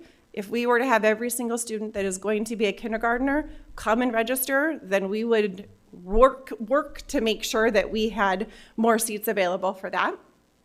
And the biggest thing that we are most proud of on there is that we will be able to offer at all of our attendance areas. With moving to the middle school model, obviously the one thing that has hindered that in the past has been space in our buildings. And so with our 6th graders moving on to that middle school experience, we will have space for every building to have preschool. And then we also added this box here, which is our biggest change with that school day. So this next year, we're going to be piloting 3 school day preschool programs. So they'll be at Lemmy Elementary, Weber Elementary, and Grant Elementary. So we have one on each part of town. And that will be 7:55 to 2:55 with the same certified teacher and 20 students all day. Right now, what it currently looks like is a morning program or an afternoon program, but this would be that full day experience with their classroom teacher. We've gotten a lot of excitement around that, and a lot of families that were like, can you have that here, and can we have that here? And so our thought was that we're gonna start it in these 3 places. It is tuition-based, except for families that do qualify for free and reduced lunch. That would be free for them, but the tuition is at $650 a month. So that is something that we're excited about this fall. Heather and her team have been working with the teachers to think about, it is kind of similar to our shared vision, so we're not starting completely from scratch, but thinking about how do we fit all of these early learning standards into one day. Right now, we are trying real hard to crash course into 2 hours and 45 minutes, and that's really, really hard. So if we have more time with our students during that day, what experience we could give them. And then Director Lingo, it's like if we've got them in preschool, continuing them in kindergarten, which is another reason that we had really looked at going to each of our attendance centers right now. And this is really exciting for us. I kind of jumped all over the place here because I was too excited about that preschool registration night. But we have 288 students registered at some point this year. Right now, we have, this says 411, we have 420 as of yesterday Now I think we're maybe a little bit higher of today students registered for preschool last year. So we are very close to having the number of students registered next year that we have currently in our program right now. And I think a lot of that has to go to our marketing, has to go to our expanded programming, and has to go to the fact that it's going to be in every attendance area. And so we are really excited to get this off the ground and are continuing to look for ways to support our earliest learners. We've also been fortunate enough to be able to partner with KCRG, KWWL. The Gazette have reached out, and we've been able to put our story there too. And so I think that we've just reached a lot more families than we have in the past. And for those of you who have had your children in preschool or in daycare, $650 a month for a full day school care is very reasonable compared to what we were seeing. And so we're excited to get this off the ground and hope to be continuing to come back to you year after year with expanding our offerings. What questions do you have? No, directors? Like, phenomenal job. Great job, Heather. Great job, admin, everyone else. Chase, Eliza, I know how hard you guys have been working on this, and it is like exponentially phenomenal what is going on with our preschool program this year. I know that you mentioned it, but I want to highlight it so that everyone like understands what that asterisk means on slide 9. Every single program for our preschools has the option for free or reduced tuition based off of income, which means we are offering a full-day free preschool program to our low-income kids next year, which is something that has been our board goal for years, and the team is doing it. Like, that is just really, really, really exciting. And just the result of so much hard work from you guys. So thank you so much for that. And then the other thing I want to highlight is I have been following our preschool registration numbers for quite some years. And to have 420 kids registered today, or 23 or what, I mean, that is like outstanding. It has never looked like that at any time before. And I think that's because of the care and attention you all gave to what does this community need? What does the program need to look like? How do we communicate it? The different options, because there's also 5 options. That is not clear, right? I mean, so there's a huge array of options, which is not intuitively easy to understand. So how do we communicate it so that everybody knows? And then how do we get registration done? How do we do the in-person touch points? And so just, I don't know what you guys are going to do next year because you've set the bar so high this year that, but really, thank you so much. I am just so grateful that you all have taken this and done it and just hit it out of the park. It's really exciting. It is really phenomenal what you've done. I was with Superintendent Digner at the registration at Coralville, and I couldn't believe the number of families that were there. I'm curious, can you explain to the community how we are able to offer the full day for our FRL families, how that works? Yeah. And anybody feel free to jump in. So we receive funding from the state for the statewide voluntary preschool program for 0.5 of a student, right? So we receive half of what that student, I don't know if you want to call it tuition, would be. And so then we need to compensate the other half of that, correct? So right now we are able to offer that half day for free. So to compensate that other half, that's why we have that tuition base here. So if we were able to generate revenue through tuition and thinking about that ratio of how many students that we would need would be full pay versus students that would be free and reduced, that's where we came up with that $650 a month to be able to compensate for that other part of the day. We also, with our teachers that are dually licensed with special ed and their gen ed, early childhood license, then we also receive 25% funding through special education because we are inclusive, and that's the ratio that we use for the number of students that have IEPs in our preschool classes. Does that? Yeah. Makes Thank sense. you. Perfect. I just have Yeah. one other question. Are there any situations where they're not able to attend the school where their sibling goes? Is that Like a they're- common thing or, Yeah. or a rare? We do see that a little bit more in preschool because sometimes families will choose to go maybe closer to their workplace. And so they won't go to their neighborhood school. The other factor is right now we are offering this full day, not at all 21 buildings. That would be a goal eventually. So that might be a situation where if a family wants that full day experience, and we offer that at Lemmy, but they go to Hoover, the rest of their students go to Hoover, we wouldn't be able to make that match yet. But that is a goal that we're trying to strive towards. Wonderful. Thank you. Yeah. Any other comments, questions? Just yay, Kristen, on the marketing. I mean, really, and all around in lots of other things, but it's really noticeable that it's just so good and it's attractive and it draws folks in. And then the background research too, to figure out kind of what folks need and then be able to target that and meet it. This is, because truthfully, this is very little matters more than these preschool experiences. Like if you show up to kindergarten ready to learn or not, I mean, that's a dramatic difference that most people never recover from. Like that's just something I think that can't be stated enough, that for the most part, where you start there is where you end up. And so getting these early experiences available and really for free for folks, a full day experience with an accredited teacher. I mean, this is just exciting stuff. Thank you so Thank much. you. Next up is our action items, and the first one is the amended 2023-24 district calendar. Are there any questions, comments from directors? Can we get a guarantee of no more snow days? No. Love that. Okay. Yeah. Better make it through tomorrow first before we Yeah. start talking about that. Yeah.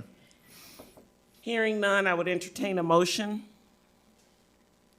I move that we approve the 2023-2024 ICCSE district calendar as amended. Second. Any further discussion or comments? Hearing none, Board Secretary Coven, ready to vote? Online voting is open. Kim, I'm an aye. Thank you, Charlie.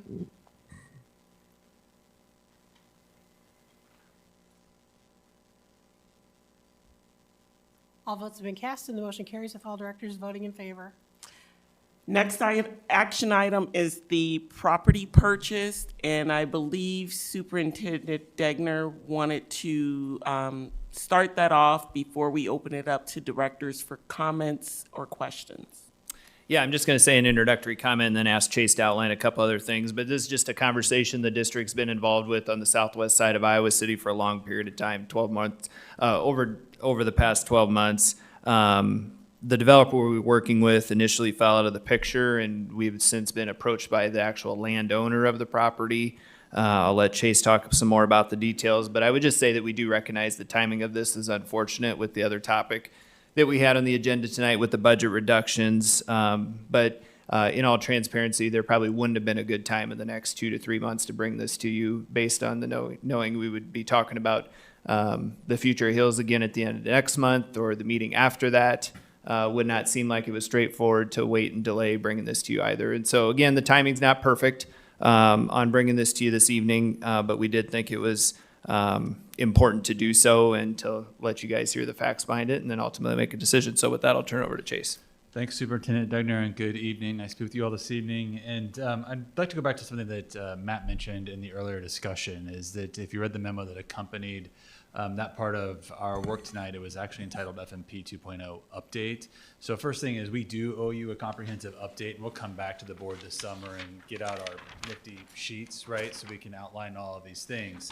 And one of the things that Matt mentioned that's captured in that email is what you'll see from us is a recommendation that we suspend any plans to build any new schools for the rest of FMP 2.0, and that runs for the district right through the end of the 2029-2030 school year. And so we do not see the need or a plan to build a school in the near future.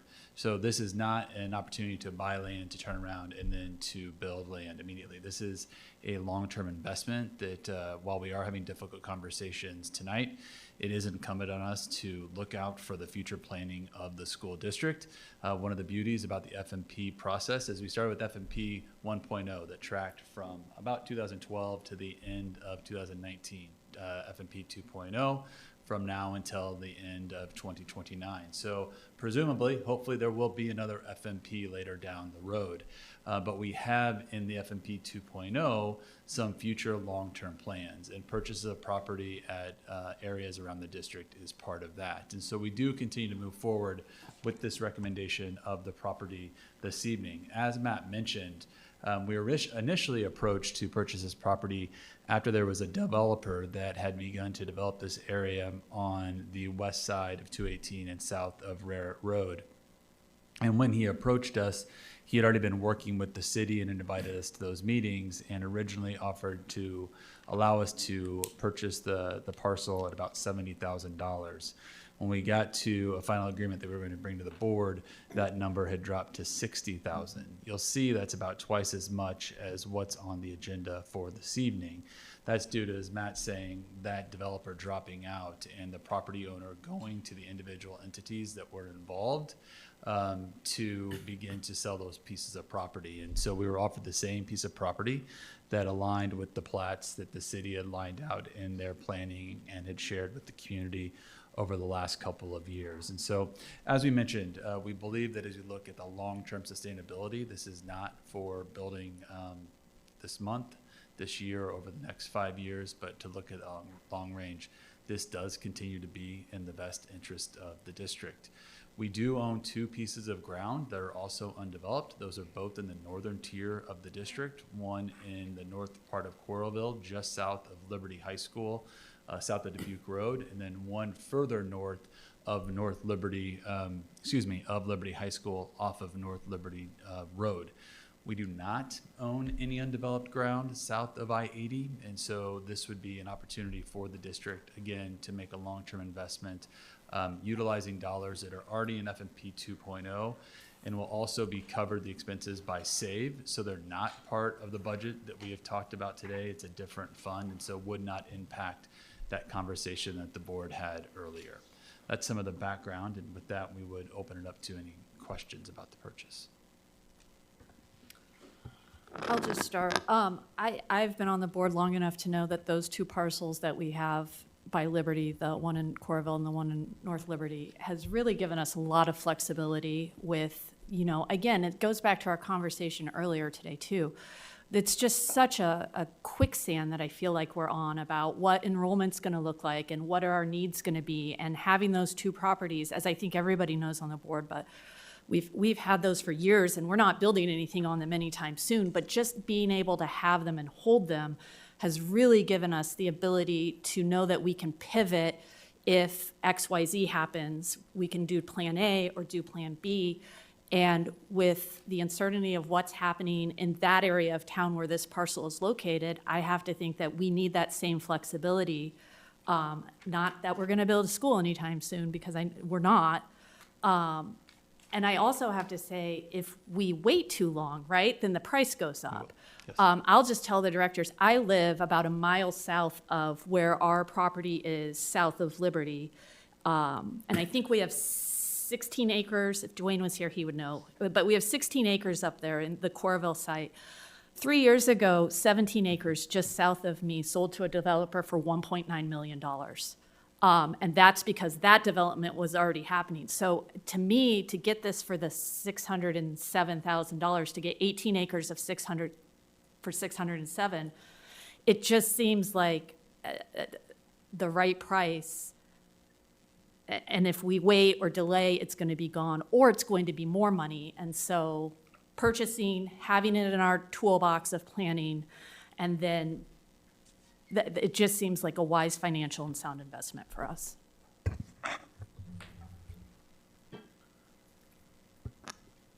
Director Ramey, how many homes or domiciles, can be apartments, are planned for that area?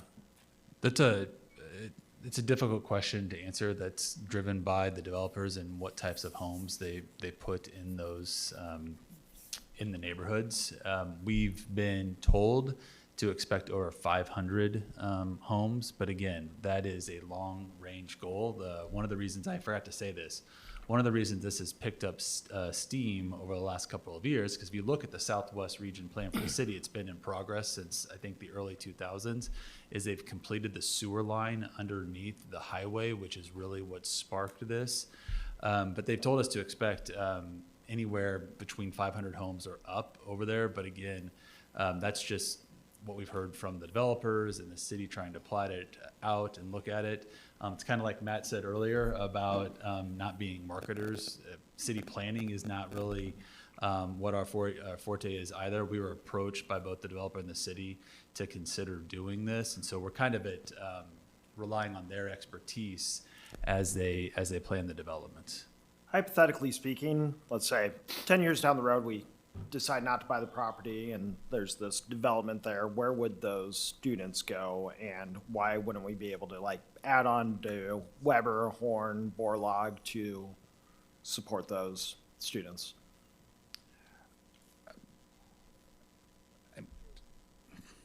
Well, I mean, I think those are all scenarios that we could consider. I mean, it would depend on the number of students that we had. If it was 500, Weber and Horn would not be able to support 500 additional students unless we redistrict the students currently attending Weber and Horn to other schools throughout the district, again, making a cascading effect of then sending students further from a school that's close to their home to other parts of the area. One of the things, I know we're having those difficult conversations this evening, is also that we have prided ourselves of having some walkable schools that students are available to go to, and this is in line with that approach that we've taken. So I'm last night, because I saw the plot, I'm like, where is this at on the property? I found the Southwest District Plan. Anybody at home, I just emailed it to the board a little bit ago. On page 36, you can see the plan. There's two, in the plan, and for people on there, just Google Southwest District Plan, Iowa City, and you'll be able to find it. There's two plots of land, one that's on the west side, kind of this development, and one that's on the east side. Is this the property that's on the east side? Yes, it's the one on the east side. Why the one on the east side? Because when we talk about walkability, I look at where it's at, and it's about a mile away from a huge, significant chunk of the development coming out. And like, what went into deciding, hey, that plot of land is the best? Sure. The development's starting from the east side because that's where the sewer's coming from, and so our understanding is the developers in the city are going to try to move it in an east-western direction. And actually, when they talked to us about the homes and that area, it wasn't that entire area on the plat. It's about the eastern half side of that. And again, this goes to decisions of developers. Some of the conversations originally and why they had that second space there is to hold consideration for whether or not the district needs to build a fourth middle school, given, I know, and I mean, right, and after these conversations all started years ago, and so that is somewhat kind of difficult to comprehend given what we're talking about this evening. But as I look at that development and trying to plan for the westward kind of expansion of Iowa City, that's what they had in mind, was not only that we might need an elementary school, but that someday we might also need an additional middle school out in that area of town. Thank you. Any additional comments, Director Fant? Yeah, I think this is, as Superintendent Digner said, it's kind of an inopportune time with everything that's going on with Hills, and it's probably very difficult for them to understand what we're doing here. But even as we manage our short-term financial issues, short and long-term financial issues, we still have to be smart and strategic about our long-term planning. And so, it just makes sense. Thank you. Appreciate that. I think this acquisition will help us in the long run, no doubt. As Lisa and others have pointed out, it'll be a neighborhood school. It's walkable. And this area south of Royal Road, I think, will develop at a fairly good pace over the next several years. So I think this is a good purchase for us to approve tonight. Any further discussion? Hearing none, I would entertain a motion. I move that we approve the property purchase as outlined on the agenda. Second. Any further discussion or questions? Hearing none, Board Secretary Coven, ready to vote. Online voting is open.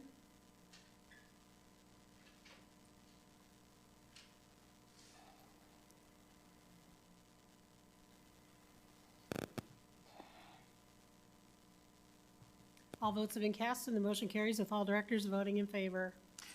Next up is our legislative update. We have 2 legislative forums remaining for this session. I'm excited that I finally get to go to some because work schedule has changed. But before, I know Superintendent Degner has a couple of things that he just wants to bring to our attention. One being, I'm sure, the recent support for the, I don't recall the exact number of the bill, I just call it the SRO and gun bill that was filed by our Iowa Association of School Boards. So with that, Superintendent Degner. Yeah, I don't know how much appetite there is at 9:10 for a legislative update, so I'll try to be brief with a couple items here. But Ruthina mentioned House File 2586 that talks about SROs and a contribution from the state to districts that provide SROs, and as well as create some clarification on the position about arming staff. I did hear from the IASB executive director today and talked to him as he was aware legislators were reaching out to other elected officials and local board members. There's a couple of things I'm just going to read here verbatim that are statements from IASB on this. These are not statements from the district or beliefs of the district. This is from the Iowa Association of School Boards. But it says, after reviewing the IASB briefs, resolutions, and statement, the specific statements that guided their decision, and this is guiding the decision to register in favor of this bill. And so, of course, the organizations all file in support of, undecided, or opposed to the bill, and IASB is registered in favor of this. They believe that locally elected school board members are in the best position to understand the needs of their community, students, and families. The bill doesn't change the fact that a school board can vote now to arm staff if they can find insurance coverage, and retains the local board's decision-making authority, and retains the local decision-making authority of the board. We believe that every student deserves to learn and every staff member deserves to work in a safe and secure environment. We've traditionally supported legislation to provide financial resources for school districts to retain SROs, including addition of SROs to operational sharing, in a bill last session that established an SRO program. IASB's position is not suggesting support of arming staff. It's a recognition that it is currently and should continue to be a local decision. The benefit of this bill is that it strengthens training requirements for authorized school personnel or authorized school employees beyond that of required permit holders. So those are a few notes on it. I do have also some additional information I can distribute to you about some aspects of the bill. Obviously, we've been clear in our position here in this district about those items, and so I don't think there's much of a debate or a conversation that we'll be having about it, but I know there was some questions and concerns about the School Board Association's registration on that bill. The other one I would just update you on is we do have 2 conflicting bills on the AEAs. That continues to be one that we monitor and watch. Senate file and House files are different. Senate file talks about some fund sharing between the AEAs and districts right away in July of 24. The House file is a little bit slower, but then makes a more considerable switch in year 2. So again, I can send through to you what I received from John Spear, the chief administrator from Grant Wood, that kind of breaks down the difference between the House and the Senate version, but they continue to work on the AEAs. And then finally, we know, unless something happened here today that I didn't get an update on, we have a number for SSA from, I believe, the House side, but nothing has been calendared yet for the Senate. That's 3%. Our budget projections and the information we're giving on the cuts are all factored on 2.5. Adam explained earlier, the property tax rate's figured out for 3 because we want to establish that maximum, and that would lead to the maximum, but we're figuring all of our modeling for what budget reductions are necessary off of 2.5. So if we get 3, we got a little bit of more cushion in there, right, into some of the cuts that we're looking at, and that would, I think we roughly allocated that'd be what, another $500,000 to $600,000 right into that. So if we were able to get 3 rather than 2.5, that's a big deal, right? It's a big 0.5% for us. So those are a few things on the legislative end. If you guys had questions or things I missed, I can either try to answer those tonight or follow up at a different time. Do we pay dues to IASB? We do. We pay $12,904 for membership dues. What do we get out of, oh, sorry. Oh, sorry. And to be clear, like, they reached out to no due paying board before they filed in support of the bill. I did not hear from them personally. I don't know if they'd reached out to any of you No. individually about this, but I mean, most of our engagement, if I'm being honest, happens with the Urban Ed Network for how we're going to register in support or in opposition to those, and that's from our affinity group as superintendents oftentimes, but also informed by the steering committee of the UEN that established that legislative platform actually at the school board conference, but we meet with the UEN to do that. But as far as I was aware, there was not any conversation with us from IASB. Well, maybe all of our support should go towards UEN instead of IASB. What do we, genuinely curious, what do we receive out of IASB for $12,000 a year? Sure. So just one quick example, and we probably should just get you guys kind of a comprehensive overview of services, and I can send that through to you as well. But like tonight, when we were talking about policy and governance, right, those policy primers and sample policy comes from IASB. But we know that there's primers we've received that, unless mandated by law, some of those we've talked about before, maybe not what's in the best interest of Iowa City, and so we've altered those. But we do work on the policy primers. You guys have opportunities for board development. The offerings for the conference and other learning opportunities throughout the year. So those would be a few quick things, but we could follow up with a more comprehensive overview. I will just say, we don't have to agree with every single thing that they do or everything that they register, but there's a lot of other things.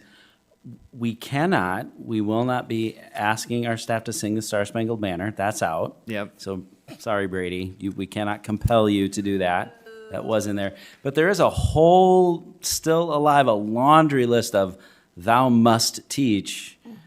You go on and on. The Virginia Statement of Religious Freedom, all kinds of things are still out there trying to influence what's going on in the classroom. I think it'd be interesting to see how we implement a requirement to teach the Constitution, the Bill of Rights, and so forth, documents which at their inception were not quite what we want them to be. All right. I think that was it for legislative updates. I'm just looking around so I don't cut off anybody because next is our agenda setting. You'll see that our Financial Oversight Committee will meet on the 5th, which, believe it or not, is Tuesday. So we will be highlighting the budget. I think that will be plenty for that meeting, and we will start at 5 o'clock back of the boardroom. Next up, we don't have meetings again until March 26th. So the first meeting will be Policy and Governance. You'll see 700 series will be discussed at that time. And we will have the proposed property tax rate hearing that will start at 6 o'clock. And as Director Kurth mentioned, that is just for public comment at that meeting. And then our regularly scheduled board meeting will follow immediately after that. And we have an education showcase and a lot of our normal standing items. That will be the place where we are asked to vote on the operations life cycle budget, but I wanted to check in with board members to see if they wanted that also add it under discussion items, or are you okay with having a discussion during the action part of the meeting? I'm fine with just keeping it in action. Okay, all right. I think that meeting will have plenty. So as a reminder, if there's parking lot items, please pass along to Superintendent Degner or Vice President Clausen or myself. Just a reminder, do not leave. We still have a closed session that we will do after this meeting. So with that, I would entertain a motion to adjourn. So moved. Second. All in favor? Aye. Meeting adjourned. Good night and thank you, everyone.